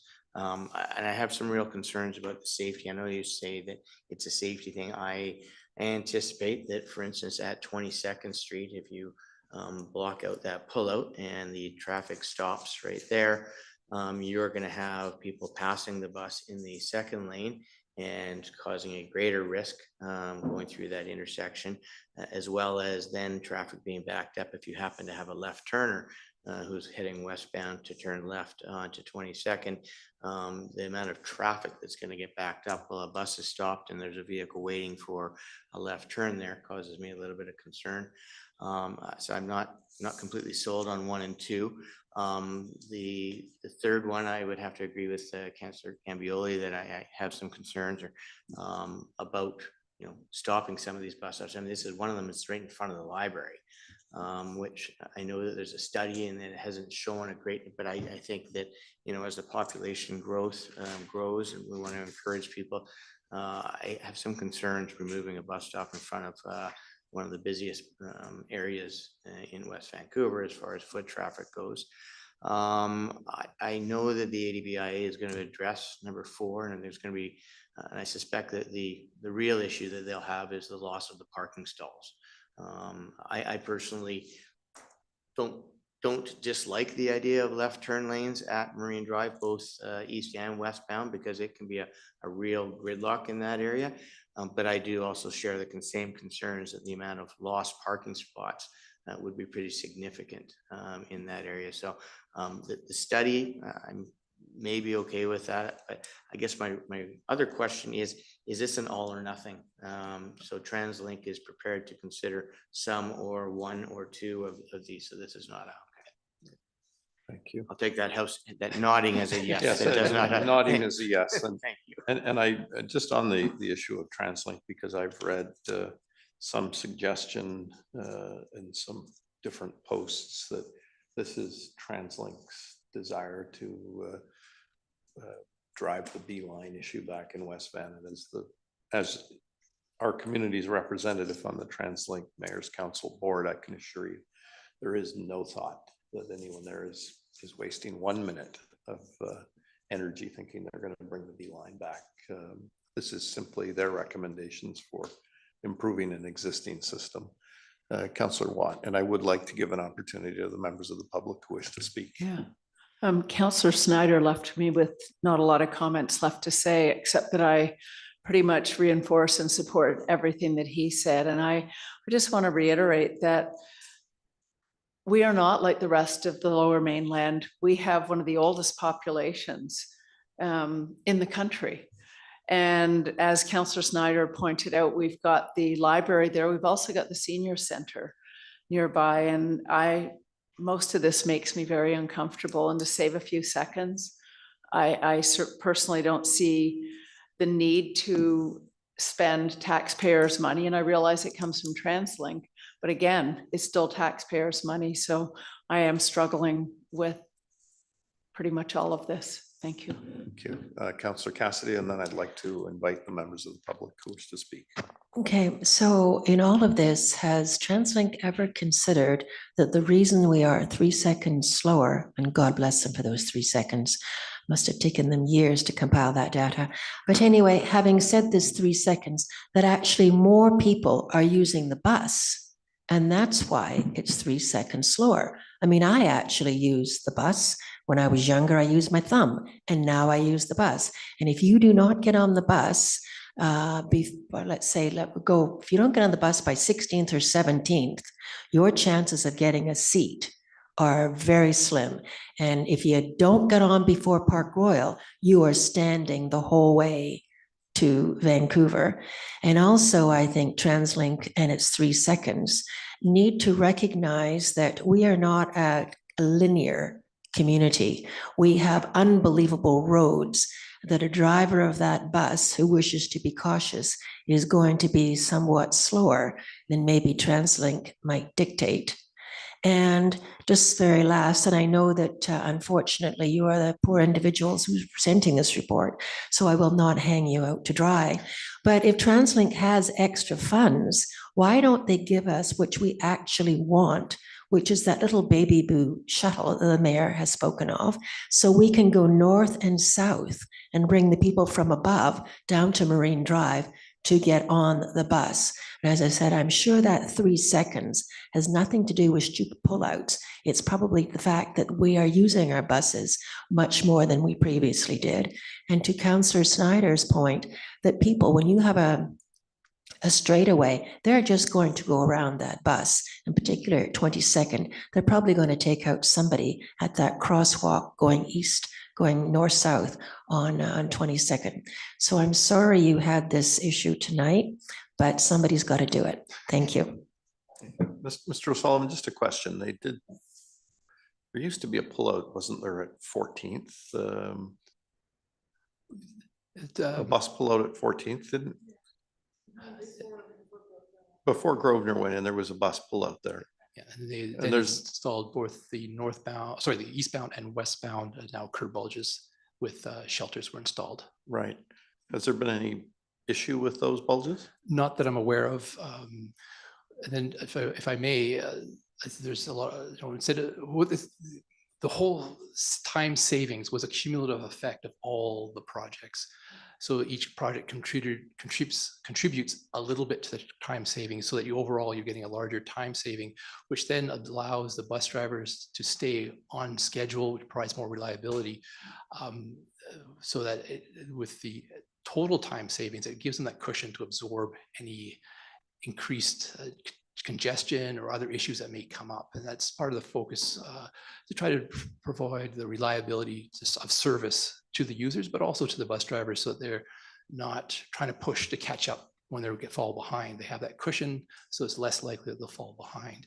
And then in terms of the savings and the collisions and the way traffic would operate, it was all modeled with a program called Synchro, which is a micro traffic simulator.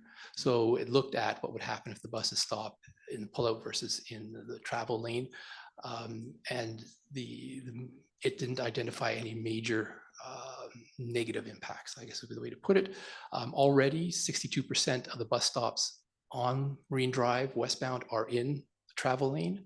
And it's what we do with it, right? We're taking the bus bays out at 22nd and 21st. It would increase that to about 80 some percent, I believe. So there already the majority of stops are in the bus lane, either in the travel lane, in the curb lane. So we're not making a dramatic change one way or the other. It's just sort of reinforcing what's already there for the most part. Mr. O'Sullivan, thanks so much. And now I would like to give an opportunity. Oh, do you have a question for Mr. O'Sullivan? Okay, have one Mr. more O'Sullivan, comment. sorry, one more. Yeah, just as somebody who lives out in the western reaches, I walk by the Horseshoe Bay bus stop daily, sometimes many times a day. And those buses come in and they're not just coming in, and peeling out and getting their people. Very often they're sitting there waiting because they do get ahead. And I've observed in my time that when the buses truly are delayed, it's typically a bridge problem because these buses don't stop and start in West Van. So when there's a problem on the bridge, that seems to be, from my observation, where we get the greatest delays. So I just wanted to add that. Thank you. Thanks, Mr. O'Sullivan. May I ask who's the first speaker, please? Alexis Chacoin. Ms. Chacoin, thanks for joining us this evening. We haven't seen you in a while. It's nice to see you. Thanks for coming this evening. I threw this together after work when I realized the last second, I'm like, oh boy, the meeting starts at 6. Yep, So- we moved them up. It's a little earlier in the evening. I'm like, uh-oh, didn't have plans. Okay, a few weeks ago, when the Ambleside LAP was put on hold, some of the feedback regarding it, even a letter published in the North Shore News, was how could we expand development without thinking about transit and transportation? Well, I didn't agree with stalling the LAP. I absolutely agreed with that expanding development goes hand in hand with how we move people through our community. The provincial government's mandate letter to West Vancouver highlighted their desire for West Van to move forward with enhancing transit-oriented development for Ambleside, Dundrave, and Park Royal, thus supporting that transit isn't an afterthought in development. It's a part of the consideration when enhancing our community. With the changes suggested in this project, we will lose a few parking stalls, yes, but these will be relatively short-term growing pains. As development occurs, and let's hope it does along Marine Drive, new visitor parking will move into underground spots, as for example, in Dundrave at the IGA grocery store. And more than likely, as it has happened there, more stalls actually become available than what's already available on our street, the few that we'll be losing. Enhancing accessibility, it was another feature that was suggested for this project. And this crossed my path today I received a West Vancouver citizen group newsletter saying that this wasn't needed. They took the bus all the time and that they've never seen somebody in a wheelchair have a problem. It actually made me laugh out loud. There are so many features to accessibility when it comes to bus stops. TransLink has a specific design for bus stop, all accessible bus stops. And so the one big feature that I pull out from this is that it's not just the chicken and chair that you design after. People with vision loss, people who are blind, need major wayfinding to get to the bus. And amazingly enough, this disability is the largest group in the world. And sometimes as we age, as in everybody, we lose vision. Do we know a community that's full of aged people? Seniors? We need features of wayfinding that'll come with these new expansions. I'm sure as well, those who can commute and live or shop across the North Shore will greatly appreciate these left-hand turn lanes at 15th. To be stuck, and we've already spoken of this tonight from the councilor's point of views, will be very effective for Marine Drive flow, particularly for the buses to flow through those spots. Also mentioned tonight from a councillor own experience, TransLink rides have increased. And in the most recent, last May, in May 2025, the 24 annual performance review was published. It turns out Vancouver has now surpassed Greater Toronto Area, reaching the second highest rate per capita in Canada behind Montreal for ridership. Maybe Vancouver or West Vancouver doesn't match that of Surrey or Vancouver, but we are on the radar of Transit's hopeful future projects because of our traffic issues. That's time, ma'am.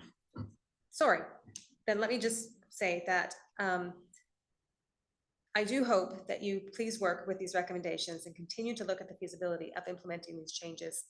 I do have concerns about losing the loss of that library spot. If there's a way to look at recommending, just one more second, please. Expand the recommendations, or it was spoken tonight that the recommendations of TransLink are driving that change for the loss of the bus stops. Maybe if you expand looking at all the stops along the Marine Drive corridor, you can still work with the recommendations with keeping library and the senior center spot. Maybe you're moving a few more, but it could mean that it's a win-win. So thank you. Thanks very much. Thanks for joining us this evening.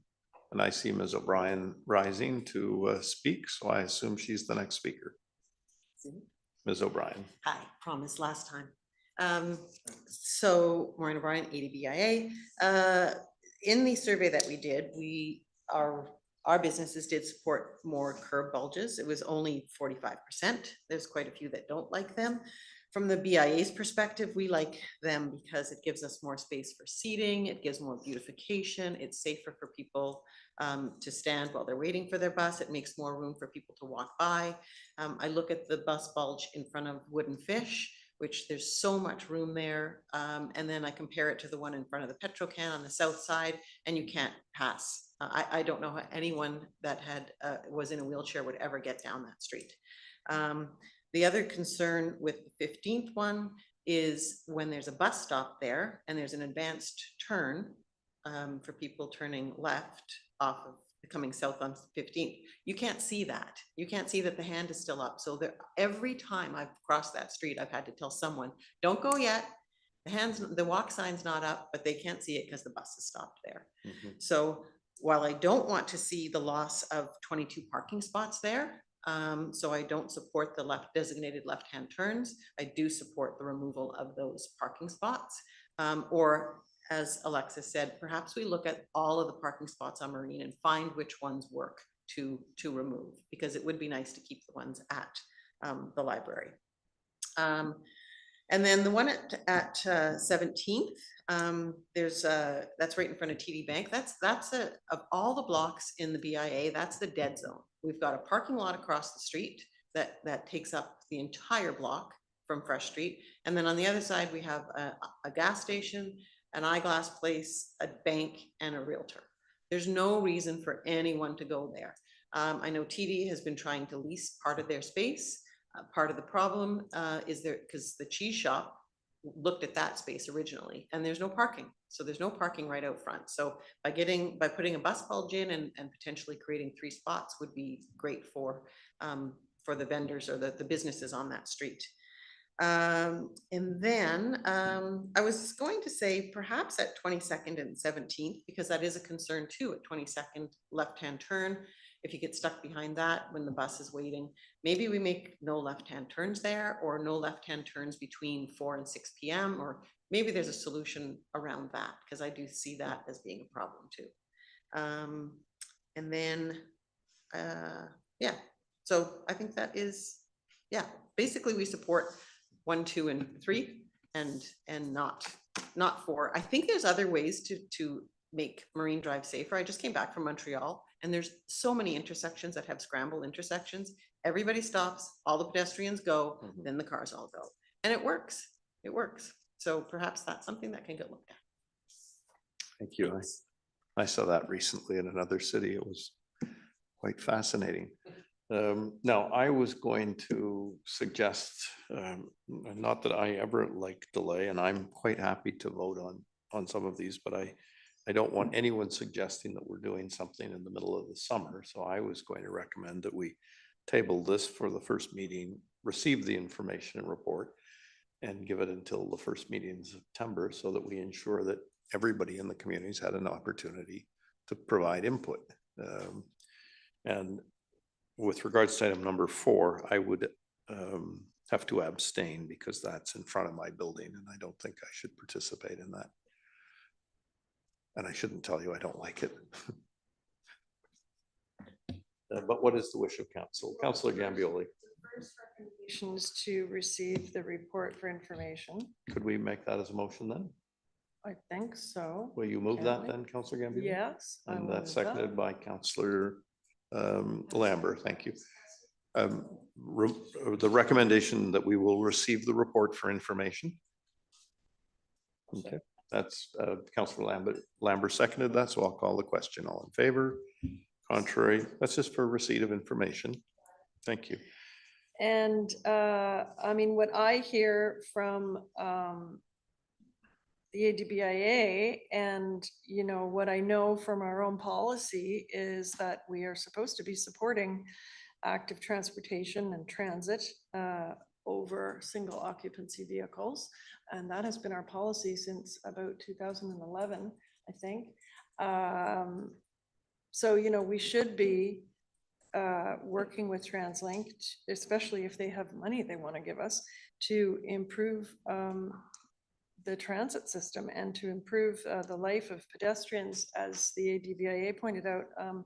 I don't see that there's, is there any disagreement on the bus bulge at 17th? Creating 3 new parking spots and bus bulge at 17th, is that I certainly a don't disagree problem with for it. anybody here? Can we vote on that one? We can. Thank you, Councillor Lambert. What would you suggest?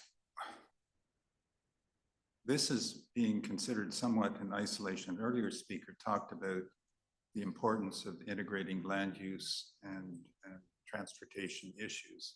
And we're not doing that here. We're taking a look at a transportation efficiency program. And this has a direct impact on the public realm, which is a very, very significant portion of the Ambleside Center plan. And so what I would like to see, there's been a lot of good discussion on these points. I can agree with a number of them, but I want to see a more comprehensive view of all of the curb street geometries through the Ambleside Center area as part of this exercise. I see no point in doing a piecemeal exercise when we're in the middle of trying to revitalize the Ambleside downtown center area. Thank you. That sounds expensive. Thank you, Councillor Lambert. Councillor Cassidy. Additionally, we're being asked to densify the Ambleside Dunderave area. And we have accepted the fact that we have an aging population base, probably the greatest percentage of which lives in the Ambleside and Dunderave area. And yet we're going to take out bus stops and we're being encouraged to use the bus. So it's absolutely ridiculous to me. Councillor Cassidy, that's easy to just vote against that. Well, I'm not in support of the whole thing. Thank you. Okay, well, that's fair enough. Councillor Snyder. Yeah, I would have to agree with Councillor Lambert in regards to, I mean, we're still in the middle of trying to deal with the Ambleside local area plan. And I do think it goes hand in hand with transportation. And so I do think that the two should be probably intertwined a little bit closer than they are than us voting on efficiencies of transportation right now without taking into consideration the LAP moving forward. So from that perspective, I would support the mayor's proposal of tabling this until until September or whenever we're dealing with the LAP, because I do think they go hand in hand. I do want to be clear. I, for one, like the idea, for example, of the bus bulge at 17th. I think as Ms. O'Brien noted, we would pick up parking spaces there and we would make that crossing on Marine Drive shorter, safer, and to be able to have proper bus stops for disabilities to me is a real priority. And the same would go up at, if we can improve the access to the rec center at 22nd. I'm quite willing to wait a moment or two while somebody gets on or off the bus if it's makes it safer and better. But I leave it up to council on this. Councillor Watt. I'm certainly, well, I was very uncomfortable when I saw this whole thing, you know, on the agenda for tonight for so many of the reasons that have already been stated and probably more. And to start going about this piecemeal right now, while we've got the local area plan coming, as other councillors have mentioned, it doesn't sit well with me at all. I feel like we're moving with haste, as others have pointed out tonight, as we're being forced to densify at this point by the province as we go into the LAP. And it just seems wrong to be trying to alter our public realm in that area. And yeah, at this point. So if this goes forward right now, I don't believe I can support it. I would need more discussion. I'm going to ask Councillor Snyder because I think he's moved by my idea. And it's not that I'm uncomfortable with making a decision, but it is something that will impact a lot of people. It is the middle of the summer, and I don't see any harm in us. I mean, it's not like these things will happen tomorrow in any event. It'll take time and planning. And I think allowing a little bit more time for public input and bringing this back in September would be appropriate. Yes. Thank you. Sorry. Yes. Councillor Cassidy. So what in essence you're asking us to do is you're asking us to cherry pick in a report that I'm going to surmise most of us don't agree on. That's my summation. It may be incorrect, but also you want this to go out to the public who give their input. So the public is going to come back and say, yes, thank you very much. I'm very happy to lose 2 bus stops so that I can take my walker or my various issues that I might have physically and walk yet 1 more block further. This is a very dense area of the community, and those bus stops are well used. And I don't think it behooves us to cherry pick a report that TransLink has given us. I think they kind of expect all or none. And I would like to give them none. Okay, Councillor Cassidy, just so you're aware, this is not an all, Mr. O'Sullivan, this is not an all or. Yeah, these are some suggestions, and I think it's quite within council's right and purview.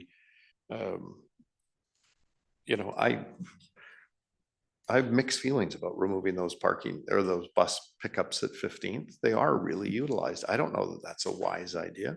I don't know whether it's something we would try and see what kind of response we get. But I don't want to shut the door on that full discussion.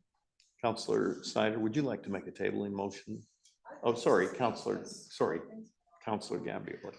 So just to the earlier points about the LAP, you know, our planning staff are not transportation experts. So I suspect, although I don't understand what Councillor Lambert is expecting, that we're not going to get any answers from our planning staff about these reports. And we have a public realm policy already that was passed in 2013, I believe.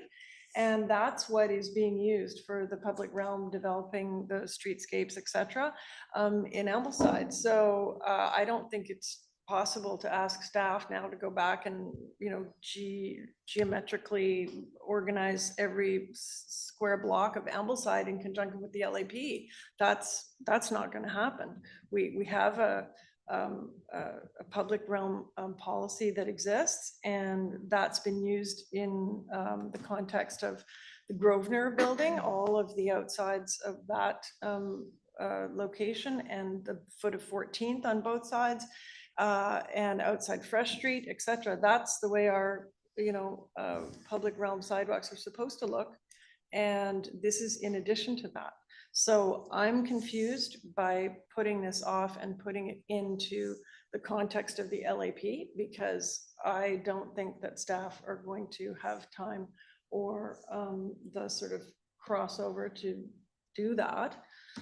And, you know, we can stay in the 1950s with our thinking about, you know, giving lots of asphalt to single occupancy vehicles and worrying about whether they are being,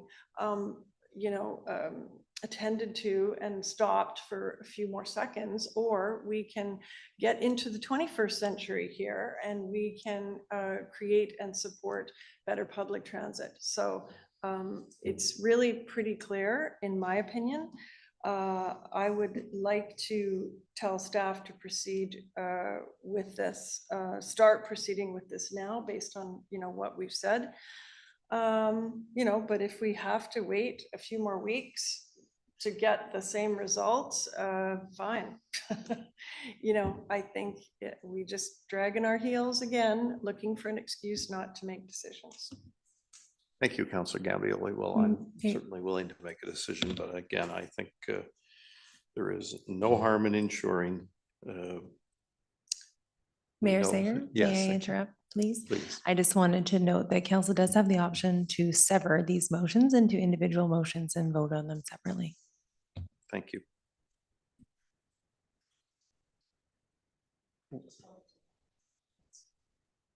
Decision. Thank you. Councillor Snyder. I'm prepared to make a motion that we table this topic until second meeting of September. Thank you. Is there a seconder? Seconded. No discussion on the tabling. I'll call the question. All in favor? Contrary, the motion is. Okay.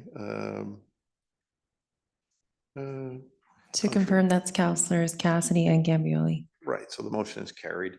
And again, I think some of these recommendations are really quite wise.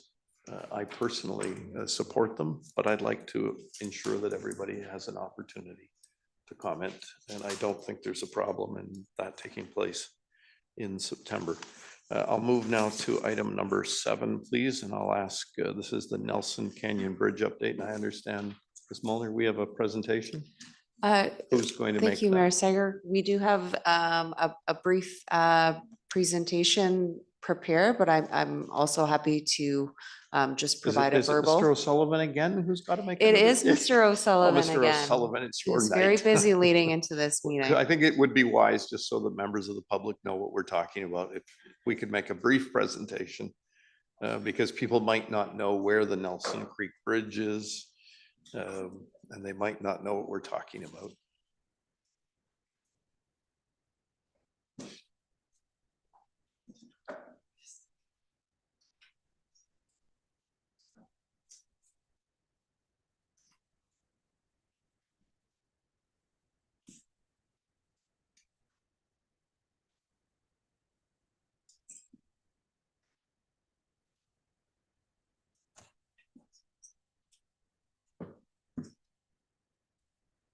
Thank you, Mayor and Council. One last presentation for the night. And then you get to go. Yeah. So this one, we're talking about Nelson Canyon Bridge update. So I'll first talk about the options and what we looked at, and then what staff's proposed recommendation is. So now Nelson Canyon Bridge, we first came to council in February, looking at upgrading options for the bridge. So just to give you everyone a quick background, the Nelson Canyon Bridge is just north of the Trans-Canada Highway. It was the old Trans-Canada Highway before major reconstruction. The bridge was constructed in 1956. It's just south of Nelson Canyon Park, and it carries it's a pedestrian bridge today. There's no regular traffic on it. There are some service vehicles that do use it, and it's actually used a lot for movie shoots. The other key point for the bridge is that it carries the water main transmission line to the west end, the west side of the district. We did a spring count during the Easter long weekend, and it averaged about 226 pedestrians a day. Sorry, that was the peak traffic was 226 pedestrians in a single day. Anticipated that during the summer with good weather, you'd see at least that or more pedestrians crossing the bridge. And then February meeting, council asked us to look at a couple of items. One, what are the options for a half bridge deck, a new deck, or for a full deck replacement? to look at the materials that could be used for the deck replacement and funding options for the deck replacement. And I guess I should step back for a second and say that we're looking at rehabilitating this bridge, sorry, for two reasons. The main reason is its age, as well as its lack of seismic resistance. The concern is that if we had an earthquake, a large earthquake, with the current weight of the concrete deck on top and the lack of seismic resistant features, that the bridge could fail in a worst case scenario. And then particularly because it's carries the water main, you could potentially, if the bridge failed catastrophically, you could lose water service to the western part of the district. So that's the reason why we're looking at upgrading this bridge. So the first option we looked at was a full bridge deck. So the full bridge deck is approximately 8 meters. So we're looking at a glulam, which is a lightweight timber material, to provide a full deck. And then the water main would be underneath the bench that would go down the center of the deck. And then there would also be seismic upgrading. The estimated cost for this option is $1.5 million. The next option we looked at was doing only half the deck, so 4 meters wide, with the water main on the north side of the bridge. If we do this, the floor beams would be exposed along the north side of the bridge. We're concerned that with the north side, those floor beams being exposed, you may get some thrill seekers that may try to climb on to those exposed beams, so to try to mitigate or minimize that risk, we feel that we need to be required to construct a fence to prevent people from climbing onto those exposed beams. The other disadvantage or the other trade-off with this option is that with those exposed beams, you have more steel members of the bridge exposed to the weather. So you may get some increased deterioration of the bridge with the greater amount of steel being exposed. We'd also do seismic upgrades to this option. The estimated cost is about $1.4 million.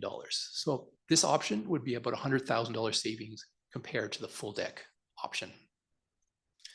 So when the last item we were asked to look at is the building material. See if there's a better material, less costly material. When we talked to our consultant, they looked at a couple of different options, but the recommendation, the conclusion was the glulam is the best option in terms of installation cost and durability. Mr. O'Sullivan, what would be the expected lifespan of that deck be? The glulam, I think it's 50 years. I think I'd have to quickly check the report. Okay.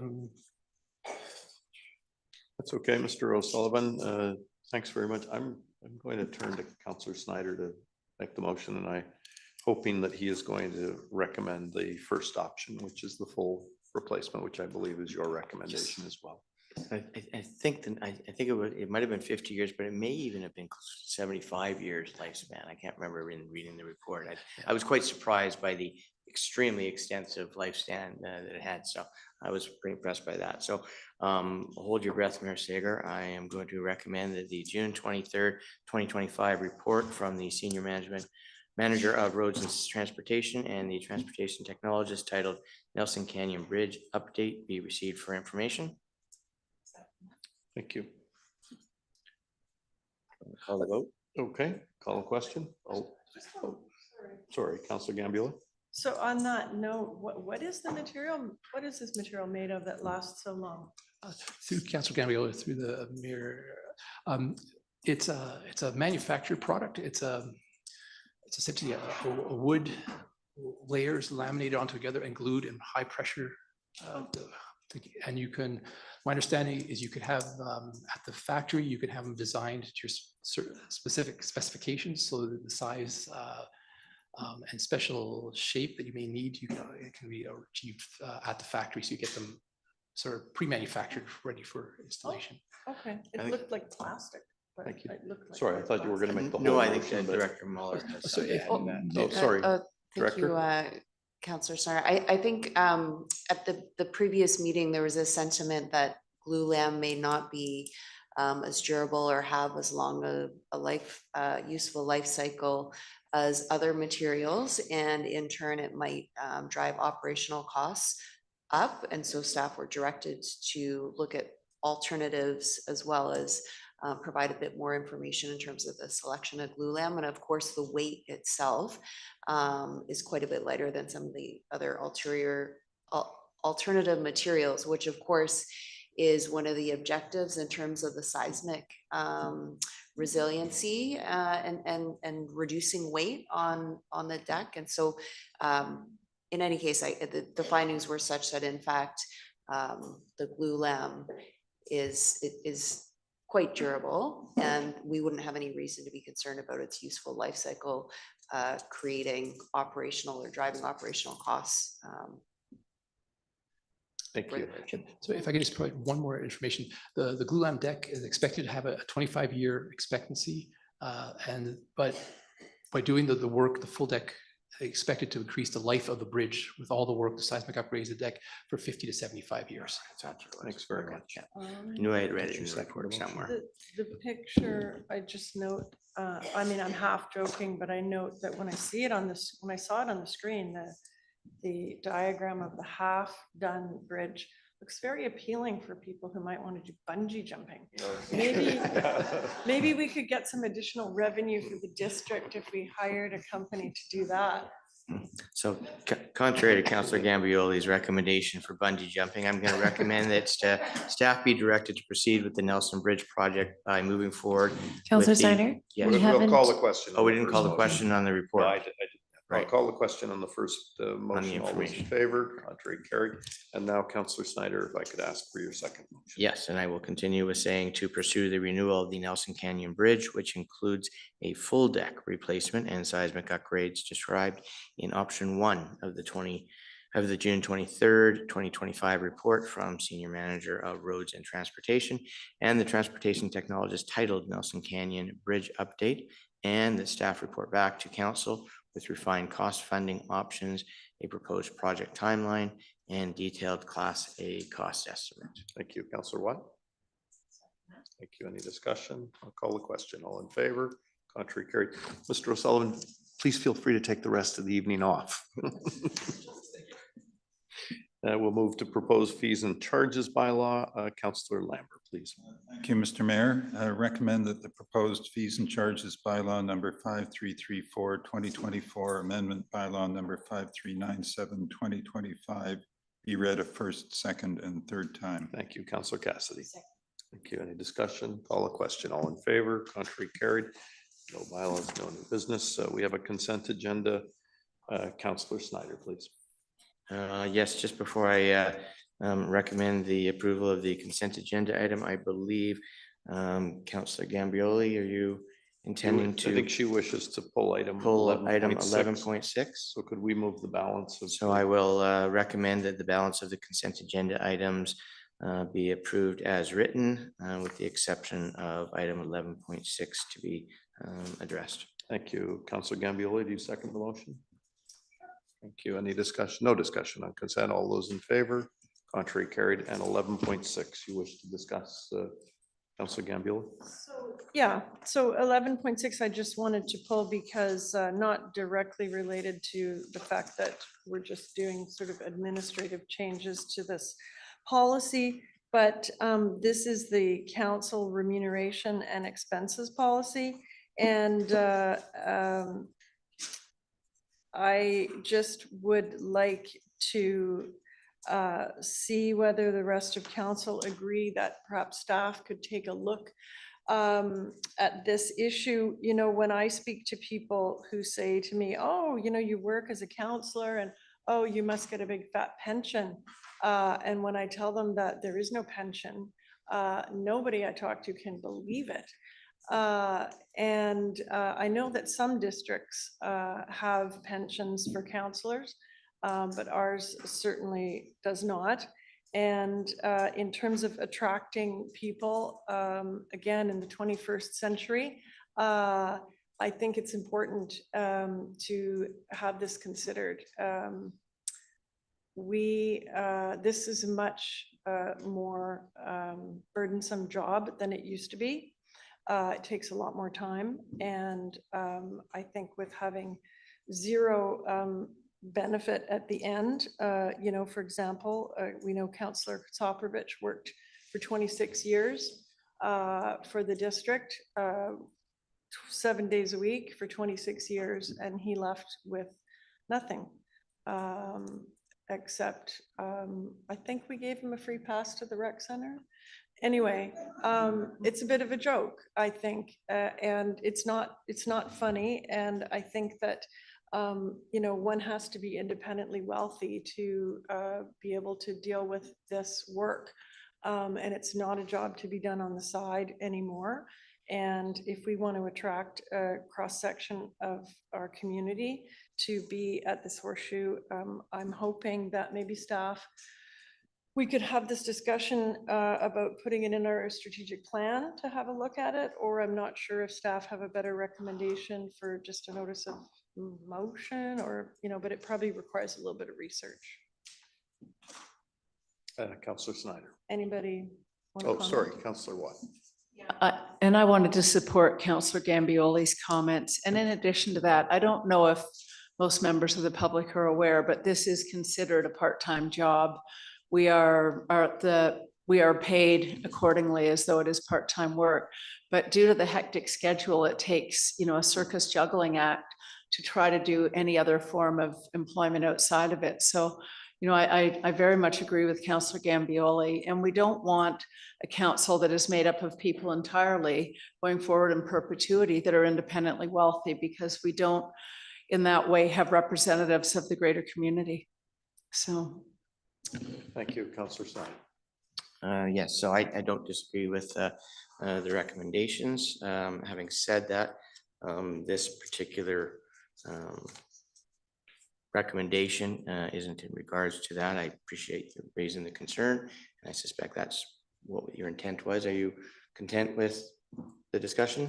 Well, I wonder whether staff have a suggestion about how to sort of attack that issue. Mr. Manager. Thank you, Mr. Mayor, through to Councillor Gambioli.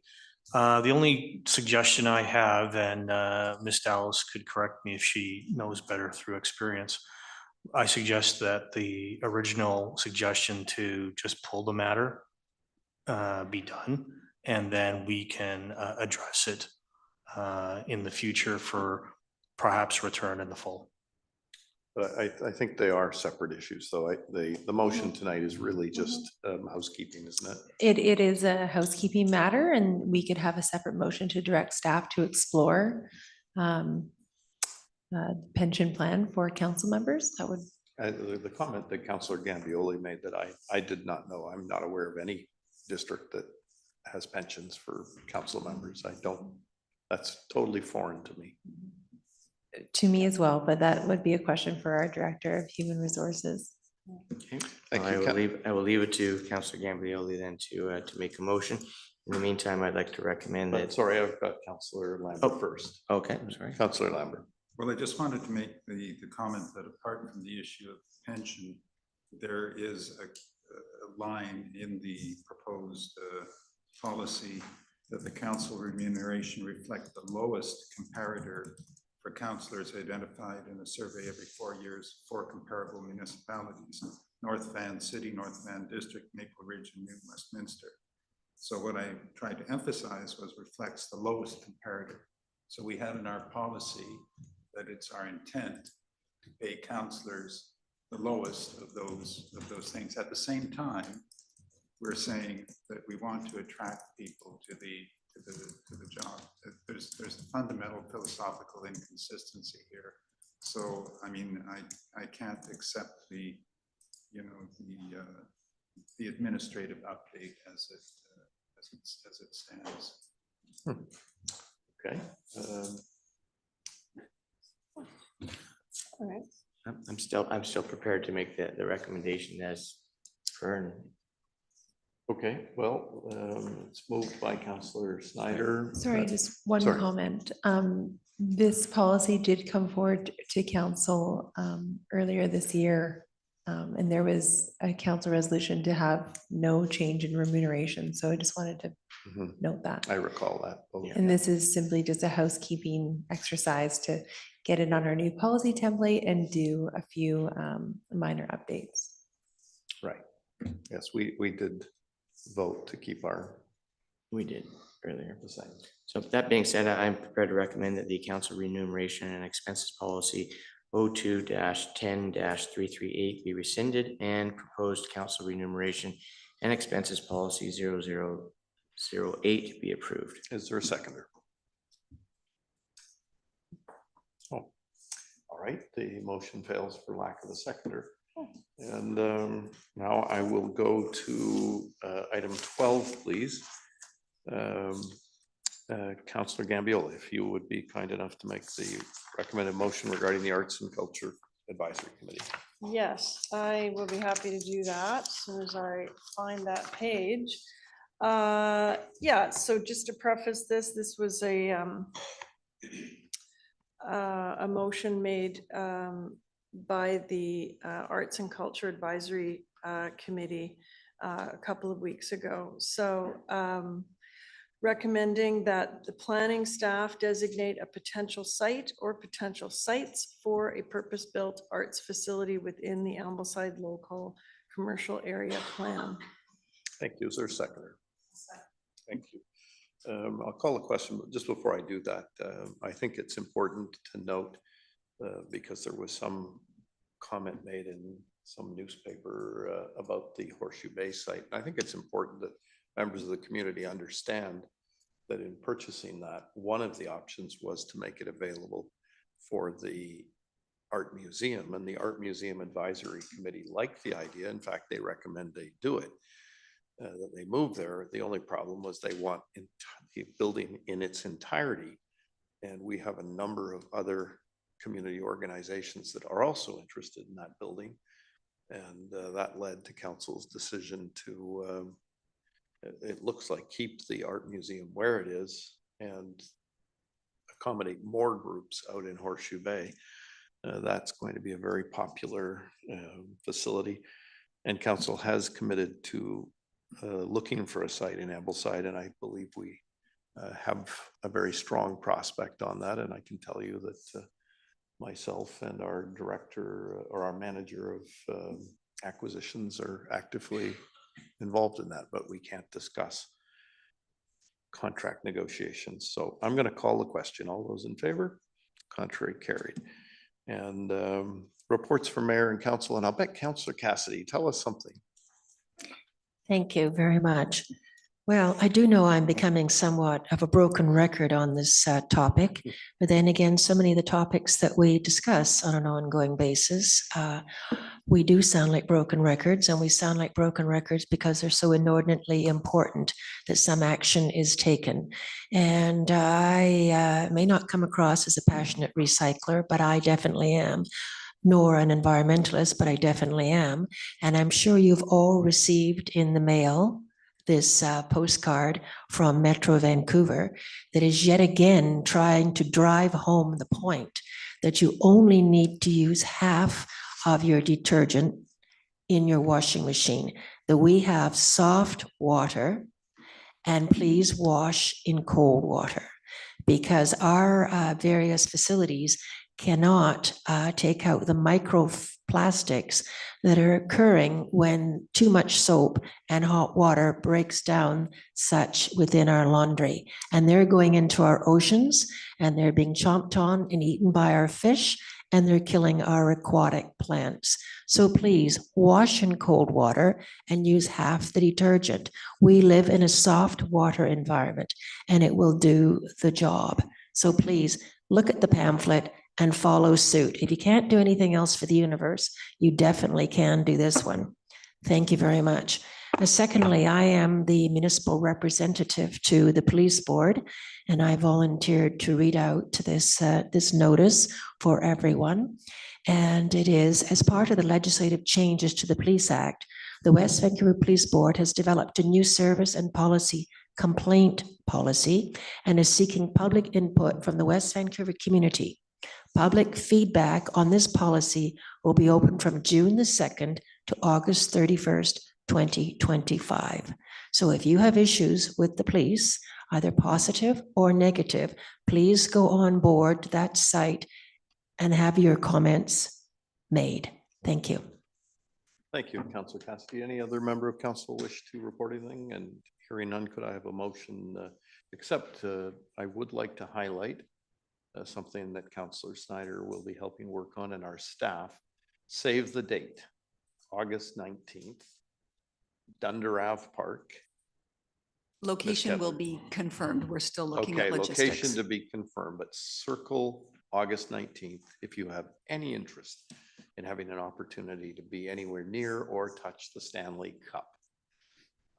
So it will be in West Vancouver on August 19th.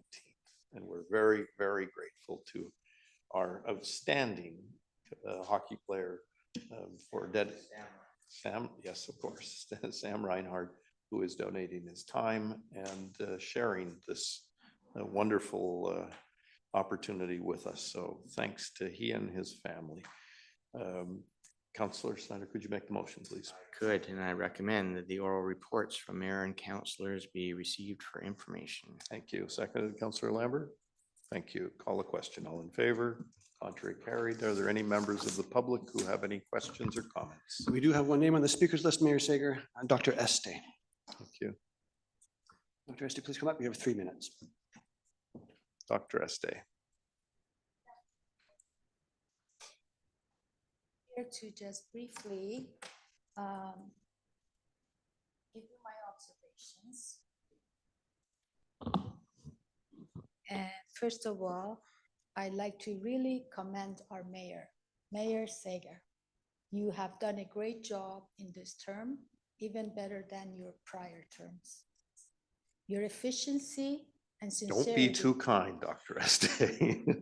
No, this is true.